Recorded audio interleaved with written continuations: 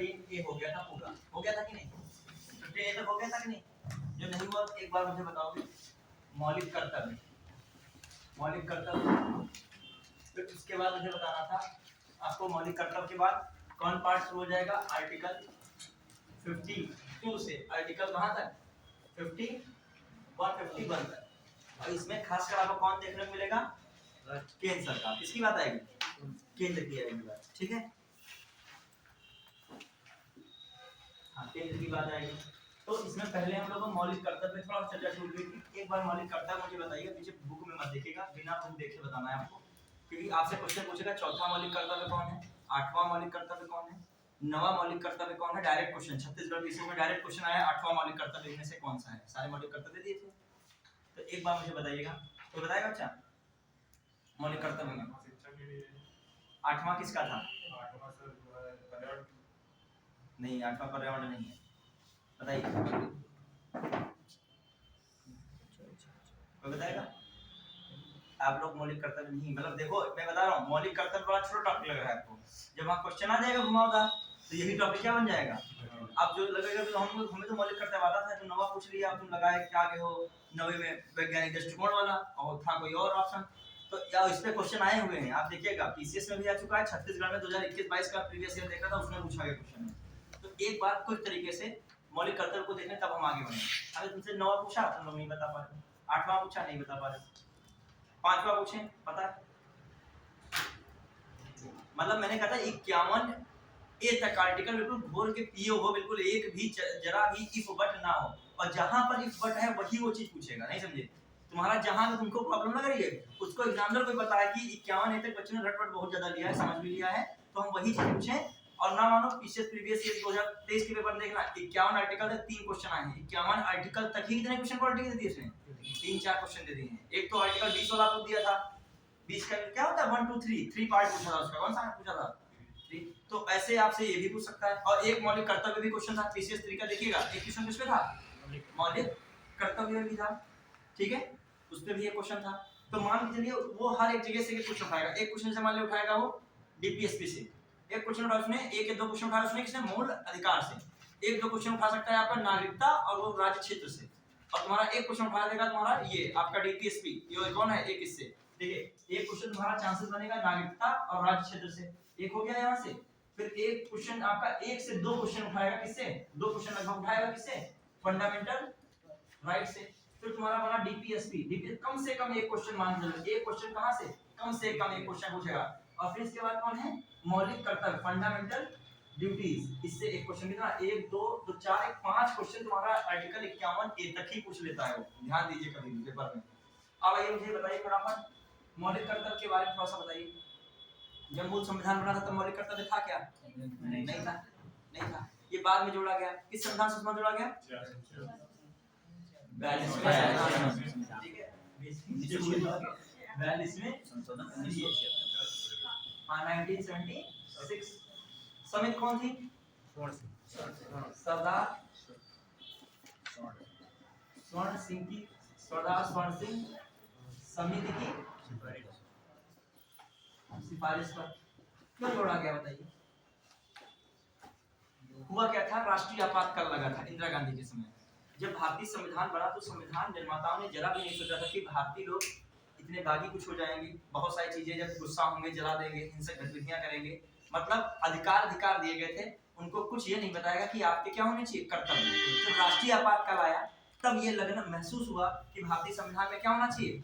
नागरिकों के लिए कुछ कर्तव्य भी बताए जाए, ठीक है, और बिना कर्तव्य के अधिकार को मतलब नहीं रहता है। याद रखिए दोनों जरूरी होते हैं, एक अधिकार यदि आपका जरूरी है, यदि माता पिता आपको पढ़ा रहे हैं तो उनको शिक्षा का अधिकार, वो ये आपका है शिक्षा का अधिकार उनसे मिले, ठीक है, और माता पिता का कर्तव्य भी है आपको क्या दें? शिक्षा दें। लेकिन जब आप जॉब पा जाए तब आपका कर्तव्य क्या है? उल्टा हो जाएगा। अब आपका कर्तव्य क्या है?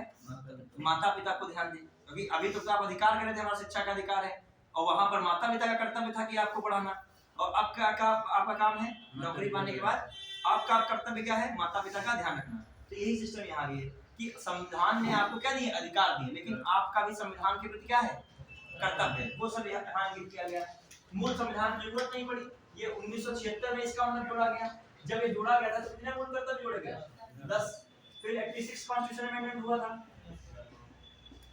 1900 जो है आपका, हाँ 2002 में जोड़ा गया, और इसमें कौन सा जोड़ दिया गया 11।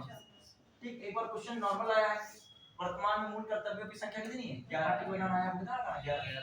अब आइए एक बार इसको पूरा मूल कर्तव्य को एक बार पूरी तरीके से 11 के 11 बता दीजिए, फिर आगे बढ़ेंगे। हमने तो सोचा था कि नवा पूछेंगे आप बता दोगे, फिर आगे तुरंत बढ़ जाएंगे, बेसिक चीजें भी तो नहीं तैयार रहती हैं।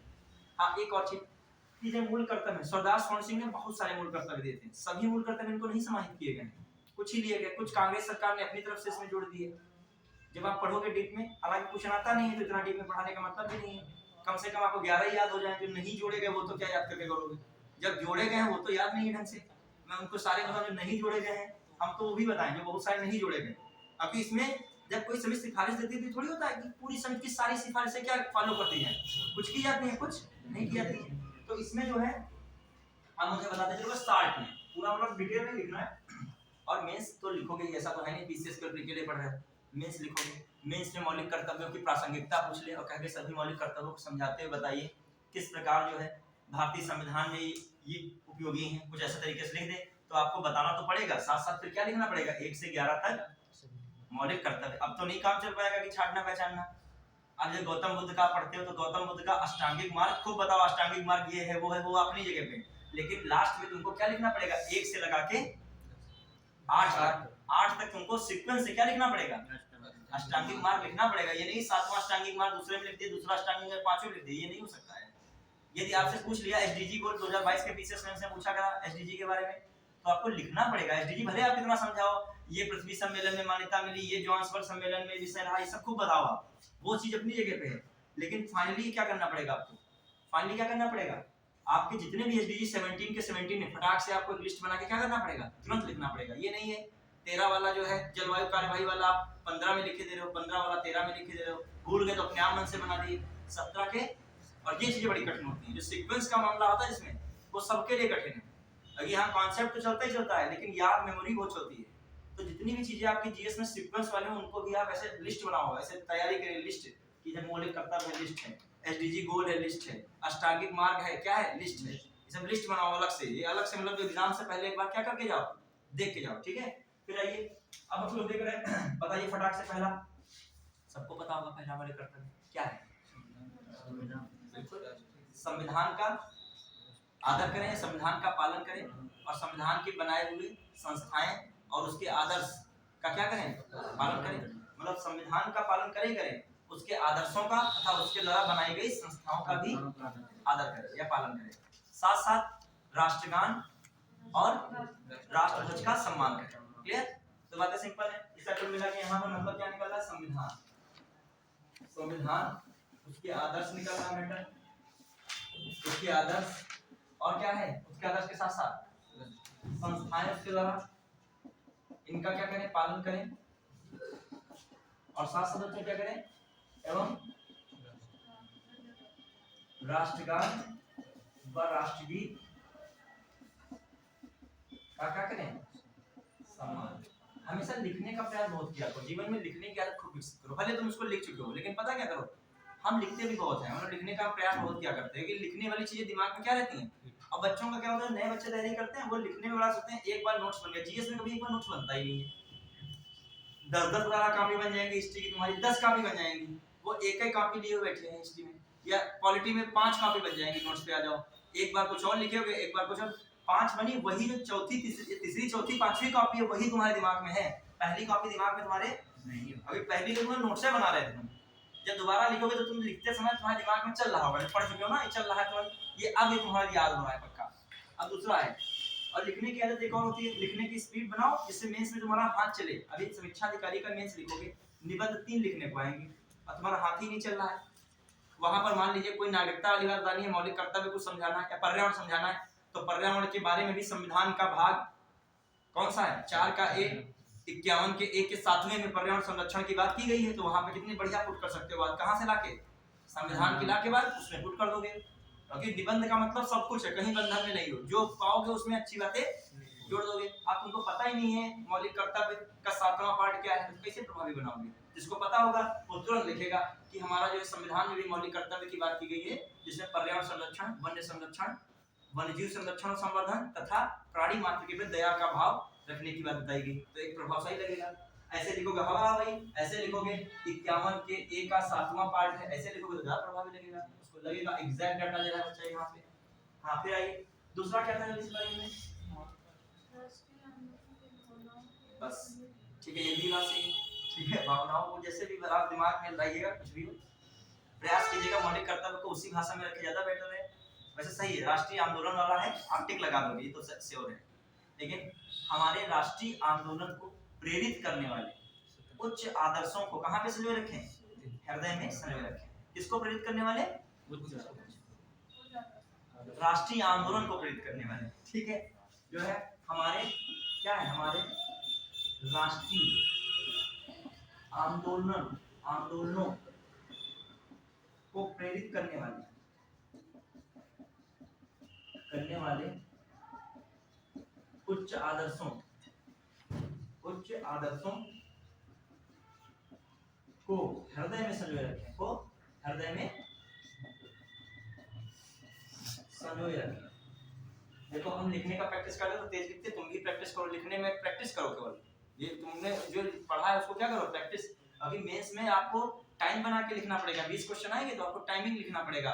150 जो है 50 शब्द कितने मिनट में लिखें, 200 शब्द कितने मिनट में लिखें।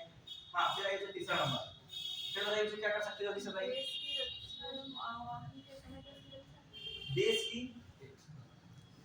देश की एकता, प्रभुता, देश की एकता, अखंडता एवं संप्रभुता की रक्षा करें एवं इसे अक्षुण्ण रखें, मतलब इसको बनाए रखें, ठीक है, दिमाग में रहेगा। देश की एकता, अखंडता और क्या संप्रभुता की रक्षा करें। क्या कोई राज्य संप्रभु हो सकता है क्या, कोई राज्य को संप्रभुता का अधिकार है, नहीं है। भारतीय संविधान में बताएगा भारत राज्यों का संघ है, भारत को संप्रभुता है लेकिन राज्यों को संप्रभुता, जो राज्यों को संप्रभुता दे दी जाएगी तो भारत से अलग हो जाएगी। संप्रभुता थी तो जम्मू कश्मीर की क्या थी, उसी संप्रभुता के लिए तो इतना सब मैटर हुआ, क्योंकि उसका अपना संविधान था। बाद में फाइनली जम्मू कश्मीर क्या कर दिया गया, हटा दिया गया। और अभी जो है डिसीजन आया जम्मू कश्मीर में क्वेश्चन आ सकता है, 370 को क्या किया गया था, समाप्त किया गया था। और अभी उसका जो है चल रहा था कोर्ट में, तो उसका जो समाप्त करना सुप्रीम कोर्ट ने जायज ठहराया, कहा ये क्या है, सही है, ठीक है। तो ये सब चीज याद रखें, अभी जायज ठहराया है। उसकी संविधान पीठ के अध्यक्ष कौन थे, डीवाई चंद्रचूड़ थे। उसमें जो अध्यक्ष के अलावा भी उस पीठ में शामिल थे उनके नाम भी पढ़ लीजिएगा, क्वेश्चन आएगा मौका लगेगा कि जो अभी 370 जो आपका आर्टिकल समाप्त किया गया है जम्मू कश्मीर के लिए विशेष उपबंध या उसकी संप्रभुता की बात अलग से करता था, तो उसको समाप्त करने के लिए भी सुप्रीम कोर्ट ने जो है उस पर क्या फैसला सुनाया है, तो उसको सही बताया जो समाप्त किया गया है सरकार के इस फैसले को। साथ साथ उस जो पीठ में संवैधानिक जो पीठ बनी थी उसमें कौन कौन शामिल था, इसे याद रखना पड़ेगा। कौल एक थे, गवई थे, खन्ना करके थे, मतलब कुछ ना 60 वार्ड करके कुछ याद आ जाए कि मतलब तुम ये लगा लो कि ये न्यायाधीश थे, बस इतना मैं बता रहा हूँ, ठीक है। का मेन तो वही है, डीवाई चंद्रचूड़ की अध्यक्षता में ही क्या बनी थी, ये संवैधानिक पीठ बनी थी जिसने अंतिम रूप से फैसला सुनाया है, ठीक है। वही जो अभी आया जो जम्मू कश्मीर पुनर्गठन अधिनियम 2019 के तहत जम्मू कश्मीर को जो है विशेष राज्य का दर्जा, क्या विशेष जो राज्य का दर्जा क्या कर दिया गया, समाप्त कर दिया गया था। तो ये बात, अब विशेष राज्य की बात आ रही है तो आपको दिमाग में 371 के सारे होने चाहिए, क्योंकि जम्मू कश्मीर को अकेले थोड़ी विशेष राज्य का दर्जा था, आपके बहुत सारे राज्य हैं, महाराष्ट्र है, गुजरात है, फिर A B C D E F G H I J तक आपको पता होना चाहिए। देखो क्वेश्चन दे रहा है एपीएस में, मेरे पढ़ाए हुए कैसे क्वेश्चन आए हैं, एक आर्टिकल 240 वाला मैंने पढ़ाया था वो फंस रहा है, और एक अभी जस्ट मैंने कुछ आपको पढ़ाया था, हाँ वो अभी मुझे पढ़ाना है बजट हमने वहाँ पढ़ाया था, बजट एक पढ़ा दिया था, बजट का क्वेश्चन डायरेक्ट लिखा है, मतलब डायरेक्ट वही क्वेश्चन आया, वो अभी हम पढ़ा रहे थे क्वेश्चन, मतलब बजट वो सेट करने को आ गया, वैसे सेट करने को आया है सेम। 240 पे हम लोग वाद विवाद कर रहे थे कि ये होगा 1 होगा 2 A B C D E F G, उस पे ए बी सी डी तक था, ए बी सी डी तक था, उस पे शायद वो रिकॉर्डिंग भी पड़ी हो जिसमें हम लोग ये कह रहे हैं कि ये इसका ये होगा, ये इसका ये होगा, और वही क्वेश्चन हम एपीएस में देख रहे थे, पेपर में लिखा था, लड़के कर नहीं पाए। एक और क्वेश्चन एपीएस में देखा आया था, एक और क्वेश्चन मैंने अभी चर्चा की थी बजट पे, मैं कह रहा था बजट को कैसे लाते हैं, कैसे प्रक्रिया होती है, मैंने एक दिन समझाया था, तो उसने तो वो सरल पूछा, उसने 5 दे दिए बिंदु, कहा इनको क्या करो सीक्वेंस सेट करो। हमने तो बजट प्रस्तुत करने के कितने तरीके बताए थे, हमने पूरे स्टेप कितने बताए थे 7, और उसमें तो 5 ही लिखे थे, तो वो जल्दी हो जाता। और उसने पूछा था बजट जैसे जब आता है तो किन किन प्रक्रियाओं से गुजरता है, अब बताइए डायरेक्ट क्वेश्चन आ रहे हैं, आप जब पढ़ोगे नहीं तो नहीं कर पाओगे। अब पॉलिटी है 12-15 क्वेश्चन आए, मैंने देखा कि सर पूरे पूरे होने वाले थे, मतलब जिसका पक्का था वो इधर से 100 क्वेश्चन जितना भी आया, हमने सिलेबस कितना आया था एपीएस में, जीएस कितना था, जितना भी था उसमें पॉलिटी 50 था जीएस का। अब जो माने 7-8 क्वेश्चन जीएस पॉलिटी के आ रहे हैं पूरे पूरे, क्या कर दीजिए, या 10 तक आ रहे हैं, समझो 20% पॉलिटी आ रही है, क्या कर दीजिए, पूरा कर दीजिए। पेट में 5 क्वेश्चन आए थे पॉलिटी के, 5 में ही तुम्हारा 5 में 5 फंस रहा होगा। हिस्ट्री सब फंसेगा, आप कायदे से पढ़ोगे, आखिर पूछेगा, तुम खुद सोचो, तुम मौलिक कर्तव्य पढ़ चुके हो, डीपीएसपी कायदे से पढ़ चुके हो, तुम डीपीएसपी में सब तोड़ मरोड़ के अलग भी कर रहे हो, गांधीवादी विचार वाले कौन है, बौद्धिक वाले कौन है, तुम पढ़े हो सामाजिक वाले कौन है, ये तुमको तीनों एंगल से पता है। तुमको डीपीएसपी में हर एक आर्टिकल के बारे में पता, हर एक कॉन्स्टिट्यूशन अमेंडमेंट के बारे में पता, हर एक उससे जुड़ा हुआ अधिनियम पता। आखिर क्या पूछेगा डीपीएसपी में? तुमने ये तो है नहीं कि लूसेंट की उठाई किताब में सारे रट डाले, या तुमने सीधे कोई बुक उठाई सारे रट डाले। मैंने उसके अंदर एक्सप्लेन किया है, जैसे वो कह देगा पोषण जीवन स्तर में सुधार। अब पोषण और जीवन स्तर में सुधार तुमको पता होना चाहिए, सर ने समझाया था।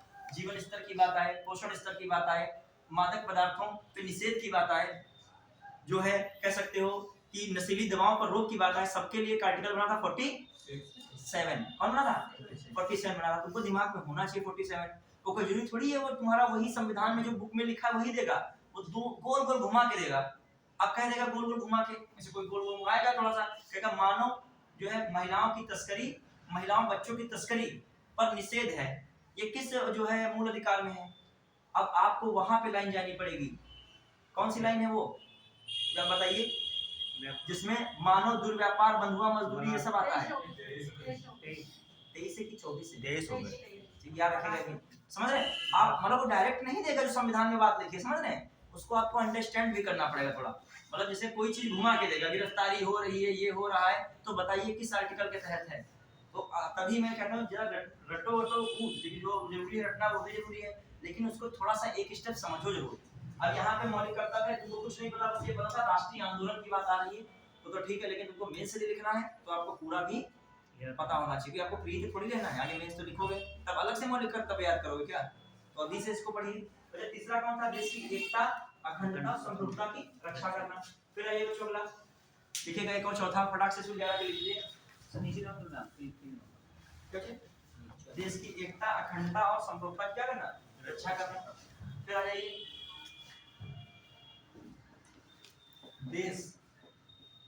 देश की एकता, अखंडता और संप्रभुता की रक्षा करना। अब फटाक से क्या मैं बता रहा हूँ? देश की रक्षा करना एवं आवाहन किए जाने पर, आवाहन किए जाने पर, बुलाए जाने पर, लिख लो, बुलाए जाने पर सेवा करना। क्या करना? सेवा करना। क्लियर? ये भी याद रखिएगा। चौथा क्या है? पांचवा इंपॉर्टेंट ये भी बच्चों। पांचवे में क्या है? देखो ये सब निबंध में पढ़ने वाले आर्टिकल हैं। निबंध में महिलाओं पे आया, हाँ ये महिलाओं पे आया, तो आप कौन सा डालो आर्टिकल? ये जो है आप 15(1) का पांचवा। पहली तो बात कर रहा है जो है समरसता, भारतीयों में, भारतीय लोगों में समरसता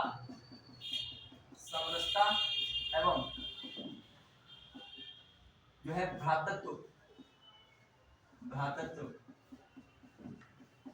का विकास करना। जो किससे परे हो? जो धर्म, भाषा, वर्ग या वर्ग, धर्म, भाषा, वर्ग, प्रदेश मतलब क्षेत्र, या जो का कौन वर्ग से परे हो। ये वर्ड्स लिखे हैं, यही वर्ड्स लिखे भी, धर्म है, भाषा है, प्रदेश है, या वर्ग से क्या हो? परे हो। मतलब परे का मतलब इनसे भेदभाव पूर्ण ऐसा चीजें ना हो, भाईचारा, बंधुत्व ऐसा होना चाहिए यहाँ पे कौन सी विषय नहीं है? धर्म नहीं आना चाहिए, वर्ग नहीं आना चाहिए, भाषा नहीं आनी चाहिए, या प्रदेश का मतलब क्षेत्र, क्षेत्रवाद से कहते हैं, क्या नहीं आना चाहिए? अब फिर आइए इसी में लिखा है स्त्रियों के सम्मान के विरुद्ध जो भी प्रथाएं हैं उनका क्या करो? त्याग करो। स्त्री सम्मान के विरुद्ध, सम्मान के विरुद्ध किसी सम्मान के विरुद्ध प्रथाओं को समाप्त करना। अब मान लीजिए महिलाओं पे निबंध ज्यादातर लिखने को आता है, तो महिलाओं में निबंध में आप क्या डाल सकते हो, ये पुट कर सकते हो। ये मौलिक कर्तव्य जो है पांचवे, जो कौन सा नंबर का पांचवा, उसमें कहता है कि जो भी प्रथाएं परंपराएं स्त्रियों के सम्मान के विरुद्ध है तो उनको क्या किया जाना चाहिए, समाप्त किया जाना चाहिए। ये भी क्या बताया गया संविधान में, मौलिक कर्तव्य बताया गया है। क्लियर। आप कभी स्पीच भी देते हो, कभी दो शब्द बोलने को पड़ जाए तो आप जो है इन चीजों का यूज कर सकते हो। आप बस जरा बोल रहे हो भाईचारा बढ़ाना चाहिए, समरसता बढ़ानी चाहिए, वो सब बोल रहे हैं। आप संविधान का क्लू देके बढ़िया सा बोलिए, थोड़ा प्रभावशाली स्पीच लगेगा आपका। कभी मुझे स्पीच बोलना होता है तो मैं पूरा संविधान का यूज उसमें करता हूँ, और जो है समय पता ही नहीं चलता कितना ज्यादा मतलब जो हो जाता है। तभी मैं भारतीय संविधान दिवस पे ज्यादा बोलता भी नहीं हूँ, क्योंकि मैं बोलूंगा फिर सबको मौका नहीं मिलता है।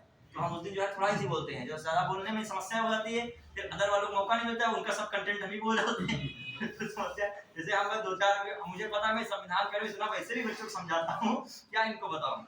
और कहीं बाहर होता है बोलने का मौका मिला तो मैं खुल के बोलता हूँ ज्यादा अच्छे से। क्यों? क्योंकि उस समय हमको पता है कि आराम से इनको नया बताना है, इन लोगों की तरह खुद ही बताते हैं। अब हम कह दें आप कोई विभाग में जाओगे, 26 जनवरी नहीं मनाया जाएगा, कि 15 अगस्त नहीं मनाया जाएगा, कि जो है संविधान दिवस पे नहीं मनाया जाएगा, कुछ तो सब मनाया जाएगा कि नहीं मनाया जाएगा। जब आप सरकारी विभाग में जाओगे तो वहाँ छुपे हुए बैठे हो पीछे कि हमको वही बुलाना है। ये तो बढ़िया मौका होता है अधिकारी के सामने आप अपने को प्रस्तुत करें। पर्सनालिटी डेवलपमेंट, आपको कुछ ज्यादा वो ध्यान रखेंगे, थोड़ा सा जानेंगे कि आप जो है अच्छे से बोलने में भी हैं, समझदार हैं, लेकिन आप दुबके दुबके घूमोगे। पांचवा वाला क्या था बच्चे? भारतीय लोगों में समरसता, भारतीय लोगों में समरसता तथा भाईचारे की भावना का विकास करना पहली बात है। जो धर्म, भाषा, क्षेत्र, वर्ग से क्या हो, परे रहे, मतलब इससे भिन्न, इस पर आधारित नहीं होना चाहिए, मतलब ये बीच में नहीं चीजें आनी चाहिए। ठीक है। फिर मैं कह रहा हूँ स्त्री सम्मान के विरुद्ध जो भी प्रथाएं परंपराएं हैं उनको क्या होना चाहिए, समाप्त होना चाहिए। ये कौन कहता है? पांचवा कहता है। कौन कह रहा है? पांचवा। छठा क्या कहता है? छठा छठा क्या कहता है? सामाजिक संस्कृति, हमारी सामाजिक संस्कृति गौरवशाली परंपरा के महत्व को समझें। हमारी सामाजिक संस्कृति की गौरवशाली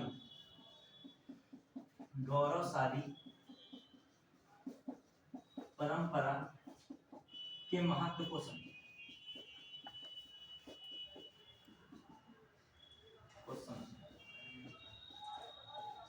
अब देखो यूनेस्को क्या करता है, बहुत सारी जो संस्कृत वाली चीजें उनको शामिल करता है। अमूर्त विरासत संस्कृत में अभी हाल ही में करंट अफेयर से जुड़ी अमूर्त विरासत संस्कृत में हाल ही में भारत किस नृत्य को शामिल यूनेस्को ने किया है? गरबा किसे दिया है? और अभी यूनेस्को ने जो है विरासत स्थल में लिया है, किसे, कौन सा भारत का स्थल लिया है? शांति निकेतन मंदिर, शांति निकेतन विद्यालय जो है, और होयसल मंदिर। होयसल मंदिर किससे संबंधित है? किस कौन संबंधित है? काकती वंश, होयसल। ठीक है, काकती वंश। काकती वंशों की राजधानी कहाँ थी? द्वार समुद्रम थी। होयसलों की राजधानी क्या थी? द्वार समुद्रम। ठीक है, तो ये भी रखिएगा। काकती की भी वही है। वारलन भी कभी भी इनका जुड़ जाता है। कौन सा क्षेत्र इनका कहा था? वारलन। ठीक है, तो ये सब चीजें ध्यान रखिए। शांति निकेतन बच्चे कब बना था? रविन्द्रनाथ टैगोर ने इसकी स्थापना की है 1901 में की है। कब की है? 1901। जब आप स्पेक्ट्रम को डिटेल से पढ़ोगे तो उसमें छोटी सी लाइन मिलेगी, बहुत छोटी सी, दूरबीन से देखना पड़ेगा। ठीक है, 1901 में जब आप डीप में पढ़ते हो तो उसमें चीजें मिलती हैं। ठीक है, चलिए आगे। जब कोई चीज नहीं हुआ करे तो कोई जरूरी नहीं है यूट्यूब पे ही कोई बढ़ाएगा उसी में। शांति निकेतन, हाँ, टैगोर जी तो नहीं कहते। आप स्पेक्ट्रम का पेज देख लीजिएगा। 1901 स्पेक्ट्रम, हालांकि मॉडर्न हिस्ट्री की जानी मानी किताब मानी जाती है। भारतीय जो है वो किसमें हुआ था, उसी को तो शामिल किया गया। ये बच्चे शांति निकेतन स्थापित किया था रविन्द्रनाथ टैगोर ने 1901 में किया। ठीक है, याद रखिएगा, देख लीजिएगा। मॉडर्न हिस्ट्री का पेज है, मैं भेज दूंगा आपको, वो स्क्रीन से उसका वो बुक का पेज खींचूंगा, उसका भेज दूंगा। ठीक है, वो गोला बना के। ठीक है, उसमें बहुत सारे स्थापित किए गए, तो उसी में एक आता है शांति निकेतन। ठीक है, एक ही है, सर्च कर लोगे जहाँ। हम जो बताते हैं कुछ कभी तो विश्वास किया करिए। चलिए, हाँ नहीं, वो विश्व भारती बात अलग है। देखो इस समय किसकी बात हो रही है बच्चों? आप इंटरव्यू में जब जाएंगे तो आपसे जो पहले पूछेगा आप वही बताओगे कि वो आप बताए लोगों को उस बच्चों विश्व भारती सर ने ये किया वो किया। आपको नहीं पता तो कोई बात नहीं सर, देख लेंगे एक बार, सॉरी सर नहीं जानकारी है। अब अपनी बात प्रूव करने के लिए प्रयास ये कभी नहीं होना चाहिए हमारी बात कोई गलत हो, हमको लग रहा है डाउट है किसी में तो हम रुक जाते हैं। हो सकता है आपकी बात क्या हो, लेकिन पढ़ाई में कभी लड़ाई झगड़ा नहीं किया जाता है। पढ़ाई लड़ाई झगड़ा होने लगा ना तो पढ़ाई नहीं रह जाएगी, वो फिर एक युद्ध का स्तर हो जाएगा। और दूसरी बात, किसी किताब पर आंख बंद करके भरोसा भी नहीं कर सकते हो, न किसी सोर्स पे कर सकते हो। हिस्ट्री पे तो भरोसा कर ही नहीं सकते हो, हिस्ट्री भी तो अंदाजे में लिखी गई है। पुलकेशिन द्वितीय ने हर्षवर्धन को हराया, आप देखने तो नहीं गए थे। रविकीर्त ने एहोल अभिलेख पे ये लिखा है उनकी प्रशंसा में क्या क्या लिख दिया था आप खुद ही जानते हो। कभी कभी प्रशंसा में हराया होगा, ये बात सही है, लेकिन और वीर गाथा लिख देते थे। वो हम लोग वीर गाथा पढ़ते हैं, अब कहो एक वीर गाथा छूट रही, ये सर और इनका बहादुरी होना चाहिए। अरे वो तो जो है उसने जो इतना ही लिख दिया, जानकारी बस लिखी है तुम्हारे पास। कभी हिस्ट्री हम लोग अंदाजे से कब किस शिलालेख है हजारों साल क्या बिगड़ गया, क्या लिख गया, उसमें बरसात हुई, आंधी आया, तूफान आया, क्या क्या आया, एक अंदाजे से हम लोग पूरा पढ़ते हैं। ये साइंस है वो एग्जैक्ट होती है, साइंस में प्रूफ है। हिस्ट्री में हर चीज का प्रूफ नहीं, बस साक्ष्य है, वो एक आधार है।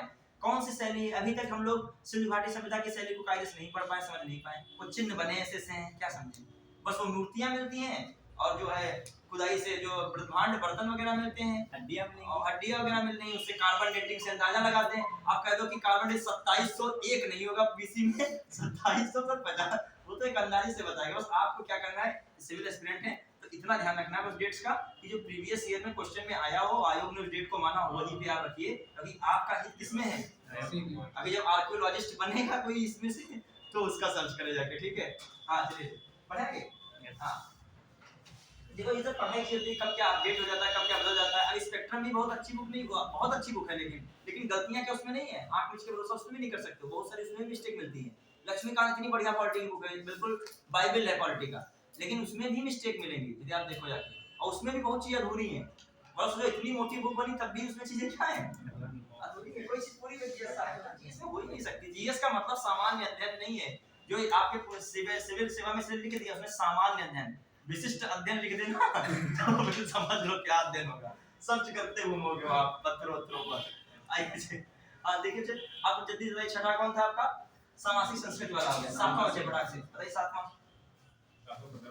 पर्यावरण, ये बच्चे याद रखेगा, पर्यावरण यही आया है जो आपका फीसद 2022 वाले में आया क्वेश्चन है। पर्यावरण संरक्षण, पर्यावरण संरक्षण एवं वन्यजीव संरक्षण, वन्यजीव संरक्षण एवं संवर्धन, एवं क्या संवर्धन मतलब बढ़ाना भी, केवल सुरक्षा ही नहीं करना, क्या करना बढ़ाना। एक एक्स्ट्रा पॉइंट जोड़ रख के लिखिएगा, प्राणी मात्र के प्रति दया का भाव, ये एथिक्स की लाइन हो गई। प्राणी मात्र के प्रति दया का भाव, कैसा भाव होना चाहिए प्राणी मात्र के प्रति, दया का भाव होना चाहिए। ये भी यार ये एक्स्ट्रा लाइन यही पूछी जा सकती है, प्राणियों के दया का भाव जो है किसमें कहा गया है, ये किसमें कहा गया, जहां वन्यजीव की संरक्षण करोगे, संवर्धन करोगे, दया तो अपने आप रखना पड़ेगा आपको। आइए तो फिर आइए 8 क्या कहा जा रहा है, तो ध्यान देगा, इंपॉर्टेंट है, ये भी बहुत इंपॉर्टेंट है। जब कभी साइंस पे लिखो, इससे साइंस वाइंस पे लिखो तो इसमें आ जाता है वैज्ञानिक दृष्टिकोण। कैसा, वैज्ञानिक दृष्टिकोण, वैज्ञानिक दृष्टिकोण, मानवतावाद, मानवतावाद, ठीक है। तो आपका वैज्ञानिक दृष्टिकोण हो गया, मानवतावाद, ठीक है, को बढ़ावा देना, या इनको जो समझना, ठीक है, खासकर इसमें। और ज्ञानार्जन भी लिख सकते हो, लिख लो यहाँ पे चाहे ज्ञानार्जन, ज्ञानार्जन लिखोगे तो सुधार की भावना, सुधार की भावना को प्रोत्साहित करना है, बढ़ावा देना या विकसित करना। मतलब 4 कीवर्ड यहाँ पे लिखे हैं, एक वैज्ञानिक दृष्टिकोण, एक कीवर्ड है, दूसरा क्या है मानववाद है, तीसरा क्या है बच्चों ज्ञानार्जन है, चौथा क्या है सुधार की भावना का विकास करना, तो प्रोत्साहित करना, इसका क्या करना विकास करना। अब मान लीजिए इसमें से एक वर्ड दे दे, ज्ञानार्जन की भावना का विकास करना, ज्ञानार्जन सुधार की भावना का विकास करना, किस जो है उसमें है, या वाले आप साइंस लिख रहे हैं तो वैज्ञानिक दृष्टिकोण को बढ़ावा देना, ये भी। मानवतावाद सबसे ऊपर एक वाद है, कौन मानवतावाद, लेकिन रियल में मानवतावाद होता ही नहीं है, बहुत सारे बीच में वाद आ जाते हैं। तो रियल में होना एक चाहिए मानवता। सबसे मेन बात कौन है जीवन का? सबसे पहले आप मानव को देखिए, दानव तो बाद में बनेंगे, ठीक है। ये चीजें कोई करता नहीं, जो बहुत लोग करते हैं वो श्रेष्ठ कहा जाता है। इस पे जो टिका होता है वही क्या माना जाएगा? सबसे श्रेष्ठ। और इस पे टिकना जो है सबसे बड़ा कार्य है, ये भी मैं बता रहा हूँ। इस पर टिकने के लिए आपको बहुत सारे बीच में हर्डल्स आएंगे, ऑब्स्टेकल आएंगे, लालच, सब कुछ आपको बीच में आएगा। चलिए तो आगे बढ़ने दो। आइए फिर आइए मानवतावाद भी हो गया। फिर आइए अलग से कौन? नवा नंबर, नवा number, 9th number. 9th number में बहुत इंपॉर्टेंट क्या है? क्या है? सिंपल एक है, सार्वजनिक संपत्ति की रक्षा करना। अब जब हम पढ़ाने लगते हैं तब तुम लोग खूब बताते हैं, जब हम पूछते हैं तो हम लोग पढ़ाते इसे बड़े बढ़ा देते, पहले तुम लोग बता देते 2-4 बातें, तो हम इसको क्या करते? स्किप कर देते। लेकिन जब तक तुम हमसे नहीं लिखवाओगे तुम्हारे बुद्धि में जो है इसके सब तरीके से नहीं चलेगा, ठीक है। चलिए हाँ, सार्वजनिक क्या है बताइए? सार्वजनिक संपत्ति की रक्षा करना। सही है कि नहीं? बताओ, करनी चाहिए कि नहीं? एवं क्या करना? हिंसा से दूर रहना, हिंसा से दूर। संपत्ति सार्वजनिक है तो एक बल्ब लगा है खाली, वो खोल ले गए, कहा है तो सरकार का, सरकार का मतलब है तो हमारा ही, चाहे यहाँ जले चाहे किसका जले, कहाँ जलेगा? अरे लेकिन वो तुम्हारे ही लिए जलेगा, सरकार ने सबके लिए बनाया था, तुम भी उसमें क्या एक हिस्सा थे, तुम उसके क्या बन गए? मालिक, ठीक है। तो हिस्सेदारी रखो सरकार में, ये नहीं मालिक बनो। सरकार किसी को मालिक नहीं बनाती है, समझ लो। सरकार आपको क्या करेगी? हिस्सेदारी देगी उसमें, ठीक है। चलिए आइए, अब कौन हो गया? नवा। 10वां बताइए जल्दी जल्दी, 10वां फटाक से। बताइए, यही चीजें फिर मजबूर कर देती हैं, ठीक है सुनो की। हाँ मुझे देखिए क्या है, व्यक्तिगत एवं सामूहिक गतिविधि में लगातार उत्कर्ष की ओर बढ़ने का क्या रखना? भाव रखना। मतलब व्यक्तिगत एवं सामूहिक गतिविधियों में लगातार आगे बढ़ना, ये आ गया व्यक्तिगत एवं सामूहिक गतिविधियों में उत्कर्ष की ओर बढ़ने का प्रयास करना, ठीक है। व्यक्तिगत एवं सामूहिक गतिविधियों में उत्कर्ष की ओर या उत्कर्षता की ओर निरंतर बढ़ने का प्रयास करना, निरंतर बढ़ने का प्रयास। मतलब सीधा मतलब है कि आपको व्यक्तिगत गतिविधियां हो चाहे सामूहिक गतिविधियां, उसमें हमेशा क्या बढ़ो? आगे बढ़ो, ठीक है। जिससे देश क्या है? नई ऊंचाइयों को छू लेगा, इस तरीके की बातें लिखी हैं। बस आप समझिएगा, व्यक्तिगत और सामूहिक गतिविधि में आगे बढ़ने की बात की जा रही है। किसमें? 10वें में। और 11वें में बच्चों जानते ही हो, माता पिता या संरक्षक, माता पिता या संरक्षक, क्लियर? माता पिता या संरक्षक क्या करें बच्चों? अपने पाल्य या बच्चों या बच्चियों को, अपने बच्चों को शिक्षा का अवसर दें, शिक्षा का अवसर दें। और ये बच्चों को मतलब, बच्चों को क्या मतलब है? कौन से एज के बच्चे? 6 to 14 ईयर, ठीक है। 6 से 14 वर्ष के बच्चों को माता पिता या संरक्षक 6 से 14 वर्ष के बच्चों को क्या करें? शिक्षा का अवसर प्रदान करें। ये कर्तव्य है उनका, माता पिता का। माता पिता से कहिएगा हम अभी कर्तव्य पढ़ा रहे हैं आपको, ये कर्तव्य आपके लिए लिखा है। कौन सा? ये आपका कर्तव्य नहीं है, किसका कर्तव्य है? यदि आप माता पिता की श्रेणी में हैं तो आपका कर्तव्य है, ठीक है। यदि है, ठीक है। चलिए हाँ, तो कह रहे हैं हमारा कर्तव्य क्या है? तो हमारा कर्तव्य पिताजी द्वारा है, ठीक है। अब आइए, ये आपका हो गया। अब ये मौलिक कर्तव्य आपका क्या है? यदि आपको दिमाग में इतना फिट है तो आपको मौलिक कर्तव्य पता है, वरना मौलिक कर्तव्य नहीं करता। अब आपको देखो फंसने वाली चीज कौन है? छठा याद करना जरूरी है, 7वां 8वां 9वां 10वां लास्ट के जो है वो कायदे से पढ़ने जरूरी है। देखिए मिक्स हो जाता है, 8वां 7वें चला जाएगा, छठा 5वें चला जाएगा, इसे मिक्सअप हो जाएगा, क्लियर। अब देखो पढ़ना जरूरी नहीं है, हर टाइम आपको किताब नहीं मिलेगी। बहुत लोग किताब के वो शौकीन होते हैं, किताबें ला ला के रखते रहते हैं। अरे मौलिक कर्तव्य सब में एक ही लिखा है ना। वो बात यहाँ पे फंस जाती है कि आपके दिमाग में कितनी किताब क्या है सेट है। वो लोग होते हैं, हमारा एक मित्र था वो किताब भूल जाता था, जब ज्यादा मार्केट में हम जाते थे कोई किताब आ रही होगी। अच्छी बात है किताब लाना, कोई जो है ऐसा नहीं है। मतलब कुछ दिन उसका रूम पे रुके तो हमको एहसास हुआ बहुत किताब ज्यादा, जब ज्यादा खाने भी जाएगा तो एक किताब आ रही है, ठीक है। और पढ़ता भी था, ऐसा नहीं है, लेकिन होता है, कोई एडिक्शन होता है हर चीज का। बहुत लोगों का होता है कि जाएंगे कुछ खाएंगे जरूर, घर से निकले भले बतासा 5 रुपए के खाएं, लेकिन खाएंगे जरूर, कसम खा के निकलते हैं, ठीक है। और बहुत लोग होते हैं जाएंगे वैसे ही चुपचाप चले आएंगे, बहुत लोग होते हैं कुछ जाएंगे लेके जरूर आएंगे, कुछ लोग होते हैं कुछ सामान जरूर लेके आएंगे। हमारे रिलेटिव में मामा है, वो कभी नीचे गएंगे कुछ ना कुछ लेके जरूर आएंगे, नहीं मिठाई ले आए, नहीं समोसा, मैंने जीवन में कभी उनको देखा ही नहीं खा रहे हैं, क्या है वो चाहिए कुछ ना कुछ। किताबें उतनी रखिए कि उनको पढ़ना भी करें। मान लीजिए आप घटना सार एक लाए हैं करंट अफेयर की, तो घटना सार के बाद अगली करंट अफेयर मेरे अकॉर्डिंग तभी बुक लाइए जब उसको पूरी तरीके से क्या कर लीजिए। घटना सार का नाम है सार लगा है तो उसमें मतलब भर का किस्सा है। आप सोचो कि लाओ एक साथ 3-3 किताबें देखें, अच्छी बात है, देख सकते हो, लेकिन पहले हमारी समझ से किताब पढ़ लीजिए तो जान जाओगे इसमें क्या कमियां छूटी हैं। जब अगली पढ़ोगे तब जान जाओगे कि घटना सार का प्रीव्यू कैसा है। किसी और अदर्स मत पूछिए कैसी किताब क्या है, खुद एक बार पढ़िए। आप इतना सिविल तैयारी कर रहे हो, और घटना सार एक मेरे हिसाब से बेहद अच्छी किताब है। आप जो इस समय करंट अफेयर, क्योंकि आपका डेली वाला करंट अफेयर पढ़ना चाहो पढ़ो, अच्छी बात है, तो पढ़ते बच्चे लोग, लेकिन इस समय आप वार्षिकांक या अर्धवार्षिकांक ज्यादा पढ़िए। इस समय चाहिए आपको नंबर्स, और वार्षिकांक उठाइए घटना सार की 150 या 110 120 कुछ 100 के आसपास पेजेस हैं, उसमें पेजेस बांट लीजिए, स्टार्ट कर दीजिए। देखिए आप एक हफ्ते में कितना पेज कवर कर पा रहे हैं, पेज ही नहीं, फिर उसमें अंडर पेज का भी थोड़ी पेज का मतलब ये नहीं मैं कह रहा हूँ पेज का, पेज पढ़ो, फिर पूरा रिवाइज करो पेज, तब आगे बढ़ो, और फिर एक बीच का पेज खोल दो, देखिए क्या क्या पता है।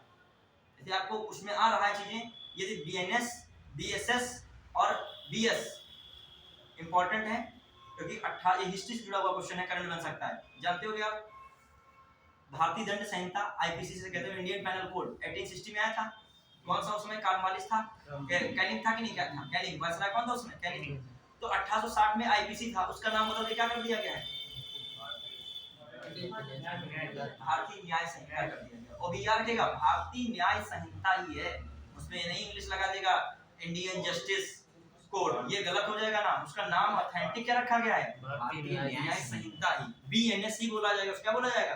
दक्षिण भारत के राज्य इस लड़ाई कर रहे हैं यहाँ पे कि हिंदी भाषी को क्यों बना दिया गया, नाम ही हिंदी भाषी में करें, गूगल पे भी सर्च करोगे आपको क्या मिलेगा, भारतीय न्याय संहिता, जबकि वो क्या था, आईपीसी बोलते थे, क्या बोलते, इंडियन पैनल कोड। कब 1860 को बदल के क्या कर दिया गया, बीएनएस। अब अगला वाला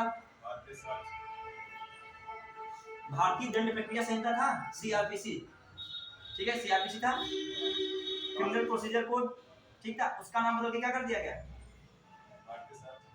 ये सब आएगा क्वेश्चन, ये सब बनेगा कि आप इधर इतनी बड़ी बड़ी चीजें रिफॉर्म हो गई हैं, तो ये मतलब 1860 की चीज बदल रही है, तुम नहीं करंट अफेयर अभी पढ़ पा रहे हो, मतलब कितने लोगों को सजाएं मिल चुकी होंगी आईपीसी धाराएं लग के, वो सब बदल गया सिस्टम में। अभी जो है सीआरपीसी बदल गया, इसपे आपका जो है केस बनते हैं, जब चार्जशीट बनती है तो उसमें लगाई जाती धाराएं, सब है वो बदल गई, सोचो पूरी पूरी बदली जा रही है, तब भी आप करंट अफेयर में उनको नहीं ध्यान दे पा रहे हो। एग्जामिनर तो ध्यान रखेगा, प्रयास करेगा, तुम नहीं रखो एग्जामिनर तुम्हारा ध्यान उसमें जरूर रखेगा, ठीक है। अब उसका फुल फॉर्म भी याद होना चाहिए, बीएनएसएस, भारतीय नागरिक सुरक्षा संहिता नाम करते, क्या रख दिया गया है, भारतीय सुरक्षा संहिता। अब भारतीय जो दंड प्रक्रिया संहिता था उसका नाम क्या कर दिया, भारतीय न्याय सुरक्षा संहिता, बीएनएसएस। ये किस एक्ट के थ्रू बदला गया था, इसको किस एक्ट में रखा गया था उस समय, सीआरपीसी किस एक्ट में आया था, 1898 में, 1898 में आया, वो क्या हो गया, बीएनएसएस। फिर आ जाइए एविडेंस एक्ट, इतनी बार पूछा चुका है, एविडेंस एक्ट वो कौन था, 1872, उसको बदल के कर दिया भारतीय साक्ष्य संहिता कर दिया, क्या करते, भारतीय साक्ष्य।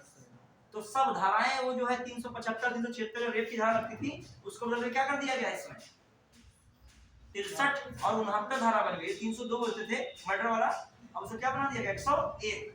धाराएं बदल गई, वहां आएगा कि मर्डर वाला तुम बताओगे 302 धारा है, वो बदल चुका अंदर से, उसमें वहां लगाओगे 101 होगा, ये पेपर बहुत सरल आया था, ये मिलाओगे जो 101 नजर आएगा तो उसमें लिखा होगा, सर्च करो गूगल पे जाके लिखा होगा इसको इस एक्ट से इससे संशोधन करके ये फला कर दिया गया। हिट एंड रन वाला मामला उठा था करंट अफेयर में, उसमें सजा कितने वर्ष की रखी गई, 10 वर्ष की। तो ये सारी चीजें आप पढ़ोगे तो कायदे से, तो कोई भी टॉपिक पढ़ो समय, अभी आप समीक्षा देके पीछे एग्जाम देते हो, वन लाइनर तो नहीं पढ़ने का फायदा कोई, पढ़ोगे पर आप पूछेगा ही नहीं, आपको इतना पढ़ना है कि पीछे वाली चीजें भी क्या हो, रिकॉल हो। अभी मैं आपसे पूछ लूं, पॉलिटी में ही ये सब आता है, कोई और सब्जेक्ट का विषय नहीं है, ये हमारी जिम्मेदारी का विषय है। इसमें एक क्वेश्चन आ जाए, अभी 5 राज्य हुए हैं, उस दिन चर्चा कर रहा था, 5 राज्य कौन कौन से, राजस्थान, तेलंगाना, एमपी, मिजोरम, तेलंगाना, ठीक है। इधर साइड में कौन था, एक राजस्थान हो गया, फिर आपका मध्य प्रदेश हो गया, छत्तीसगढ़ हो गया, तेलंगाना हो गया, और कौन हो गया, मिजोरम। इनकी सीट पता होनी चाहिए, मुख्यमंत्री पता होने चाहिए, कम से कम इनके राज्यपाल भी पता होने चाहिए। क्योंकि मैं बार बार बताता हूँ, राज्यपाल शपथ दिलाता है मुख्यमंत्री को, राज्यपाल मुख्यमंत्री की नियुक्ति करता है। बार बार राज्यपाल आ रहा है ना, मुख्यमंत्री से तो कहीं ना कहीं कॉन्स्टिट्यूशन के हिसाब से देखा जाए कौन इंपॉर्टेंट बन गया, राज्यपाल। अब मैं कह दूं मिजोरम में कौन सी पार्टी जीती है, बीजेपी। बीजेपी तो आप कहते हो, अच्छी बात है, तो इधर क्या है, एमपी का बीजेपी जीती है, राजस्थान बीजेपी जीती है, छत्तीसगढ़ भी बीजेपी जीती है, तेलंगाना बीजेपी नहीं जीती है, वहाँ कांग्रेस जीती है। हाँ, अब देखो वो आपसे पूर्वोत्तर वाला पूछेगा जो आप सही से नहीं पढ़ रहे हो। पूर्वोत्तर में कौन सी पार्टी जीती है, जेडीपी जीती है। कौन जीती है, जेडीएम, जेडीएम, जेडीपी की जेडीएम, जोरम पीपुल्स मूवमेंट। उस पार्टी का क्या नाम है, जोरम पीपुल्स मूवमेंट। आपसे क्वेश्चन ऐसे पूछ जाएंगे कि मतलब आपने कहोगे अरे ये तो ध्यान ही नहीं दिया। उसने किसको मुख्यमंत्री बनाया है,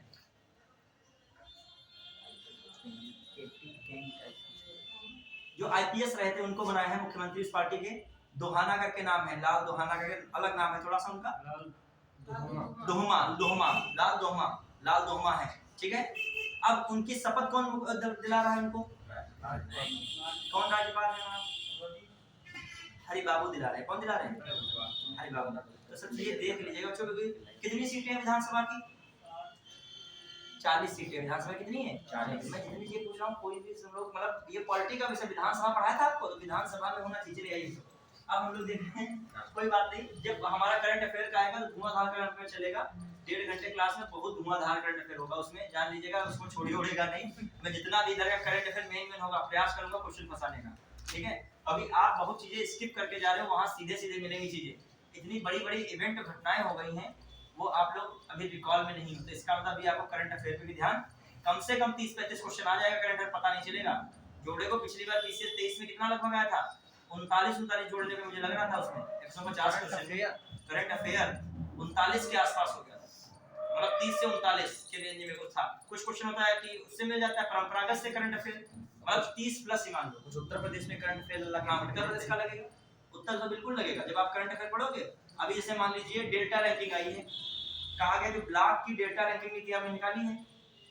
देखो आप नीति आयोग की भी रिपोर्ट को छोड़ नहीं सकते हो, नीति आयोग की जो भी रैंकिंग आती है बहुत इंपॉर्टेंट है। अभी नीति आयोग ने निकाली डेल्टा रैंकिंग ब्लॉक की, किसकी निकाली है, ब्लॉक, जितने भी ब्लॉक हैं उनकी रैंकिंग निकाली है। तो उसमें से टॉप जो विभाग ब्लॉक को दिया है शीर्ष रैंकिंग में कौन रहा है, जो है तेलंगाना का तिरियानी कुमकुम करके जो है भीम, तिरियानी कुराकुम भीम करके एक है, उस ब्लॉक को मिला। भीम वर्ड याद रखिए तो आप याद रहेगा, भीम ब्लॉक करके उसको फर्स्ट मिला है। लेकिन सेकंड पे किसको मिला है, कोसांबी ब्लॉक को मिला है। ये उत्तर प्रदेश के किस जिले में, कोसांबी जिले में। आप बताओ डेल्टा रैंकिंग में इतने सारे ब्लॉक, उसमें उत्तर प्रदेश कौन सा स्थान मिला है, उसमें 6 जोन में बांटा गया था। पूछ सकता है उत्तर प्रदेश को किस जोन में रखा गया है, 1 2 3 4 5 बहुत सारे जोन बनाए गए थे। तो कहने का मतलब इतना है कि आप मेन चीजें करंट अफेयर कम से कम ना छोड़ दीजिए। जब मेरी क्लास आएगी तो उसको चर्चा विशेष करूंगा, ठीक है। करंट अफेयर की प्रयास कीजिएगा, उसमें बने रहिएगा, ये नहीं उसमें आधे आते फिर आधे नहीं आते फिर कुछ आते। हाँ चलिए, तो आइए आप डालिए, तो डालिए केंद्र सरकार, आर्टिकल डालिए केंद्र सरकार, डालिए केंद्र सरकार फटाफट। और थोड़ा सा बच्चों में स्पीड में इसलिए पढ़ा रहा हूं, समझ रहे हो एग्जाम है और बहुत आराम समझाने का वक्त नहीं है। हमको तो यही दौर में जो है समझाते जल्दी जल्दी नहीं, बस एक ही लाइन पढ़ोगे, लेकिन बच्चों को तो क्या होगा, फायदा होगा।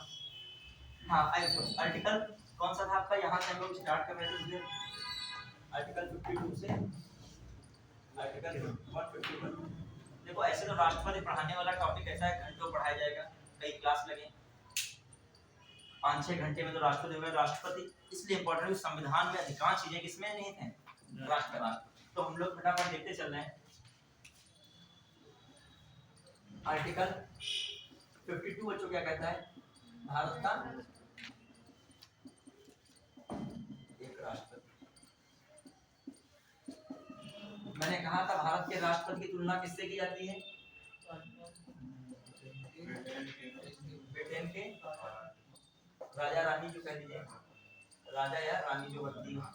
बस डिफरेंस कहाँ पे डिफरेंस है, डिफरेंस जो बच्चे हम लोग रखें तो डिफरेंस क्या है, वंशानुगत, वहां पे होता है वंशानुगत, हाँ वहां पे वंशानुगत है।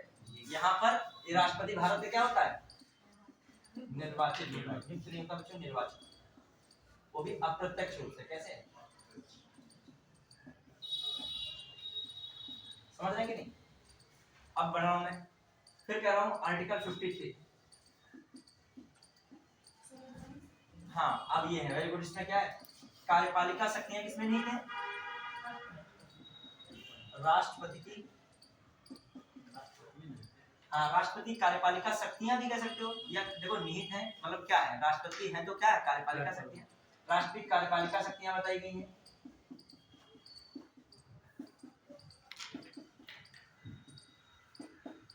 मध्य लिखने का लिख सकते हो, कार्यपालिका शक्तियां किसमें निहित है?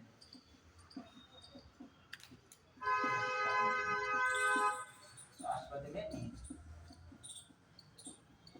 ठीक है, फिर जो हम लोग देखें, जब राष्ट्रपति देख रहे हो तो राष्ट्रपति क्या है? राज्य का प्रमुख नहीं, सरकार का प्रमुख नहीं है। राष्ट्रपति क्या है? राज्य का प्रमुख। राज्य मतलब सब कुछ, पूरा हर चीज राज्य में आती है। राष्ट्रपति इसका प्रमुख है, राज्य का प्रमुख। मतलब स्टेट वाला राज्य नहीं, राज्य मतलब पूरा भारत है, उसमें सारी चीजें आती हैं। ठीक है, भारत क्वेश्चन आता है, राष्ट्रपति वर्ड लिखा हो राज्य का प्रमुख है, लाइन बिल्कुल सही है। फिर लिखा हो राष्ट्रपति सरकार का प्रमुख है, लाइन बिल्कुल गलत है। सरकार का प्रमुख कौन था? पीएम, और ये कौन है? राज्य का। क्लियर? फिर आइए दूसरी बात, प्रथम नागरिक। नागरिक सर्वोच्च संवैधानिक पद है। इसी में 53 में ही है। हाँ, नहीं 53 में नहीं, ये मैं विशेषता बता रहा हूँ। भारत के राष्ट्रपति में क्या कर रहा हूँ? विशेषता में, तुलना में लिखे दे रहा हूँ, ये क्या बातें आ सकती हैं। सर्वोच्च संवैधानिक क्या प्रमुख है, सब बातें किसकी हैं? नाम मात्र का प्रमुख वर्ड आ जाए तब भी सही है। नाम मात्र का, नाम मात्र। राष्ट्रपति का पद क्या है? नाम मात्र। मतलब नाम मात्र क्या है? वास्तविक शक्तियां जिसको नहीं दी गई हैं। तो ये रखेगा जो है वास्तविक शक्तियां नहीं, तभी नाम मात्र का पद है। तो ऐसे लिखा संवैधानिक रूप से नाम मात्र का पद है, या नाम मात्र में इसको संज्ञा दी गई है। तो ये बात किसके लिए सही होगी? राष्ट्रपति के लिए। सरकार का प्रमुख नहीं है, राज्य का प्रमुख है। प्रथम नागरिक है, सर्वोच्च संवैधानिक प्रमुख है, और नाम मात्र इसको बताया गया है। तो ये भी बात कहीं ना कहीं सही साबित होती है कि ज्यादातर राष्ट्रपति क्या करता है? जो भी कार्य करता है सब सलाह पे ही करता है। 10-5% जो है स्वविवेकी शक्तियां हैं, ज्यादातर आपको शक्तियां कैसी मिलेंगी इसकी। ठीक है, अब आते हैं हम लोग। हाँ, फिर आइए इसके आगे हम लोग आर्टिकल कौन सा दूसरे पे देख रहे थे? अब कार्यपालिका शक्तियों को भी देख लीजिए, यहीं पे देखते चल रहे हैं। ठीक है, आप लोग पढ़े भी होंगे कार्यपालिका शक्तियां। देखो राष्ट्रपति की कार्यपालिका शक्तियां क्या होती है? राष्ट्रपति नियुक्त करता है। एक तरफ हम लोग देखें, ये संगठन वगैरह भी आते हैं इसमें, संगठन वाले ऑर्गेनाइजेशन जिसे कह सकते हो। और राष्ट्रपति इधर कुछ पद आते हैं, कौन पद उनमें देख सकते हो, तो नियुक्त करता है। तो जैसे कौन कौन से पद, जैसे मान लीजिए प्रधानमंत्री की नियुक्ति करता है। किसी करता है? राज्यपाल की नियुक्ति करता है, महान्यायाधीश की नियुक्ति करता है। किसका लिखेगा? लोकसभा के बहुमत दल के। सब है लोकसभा के बहुमत दल के नेता, बहुमत दल का। हालांकि राष्ट्रपति को वहां पे स्वीकृति शक्ति प्राप्त होती है। जो कोई भी दल की सरकार नहीं होती है, किसी को स्पष्ट बहुमत नहीं होता है, तो राष्ट्रपति क्या कर सकता है?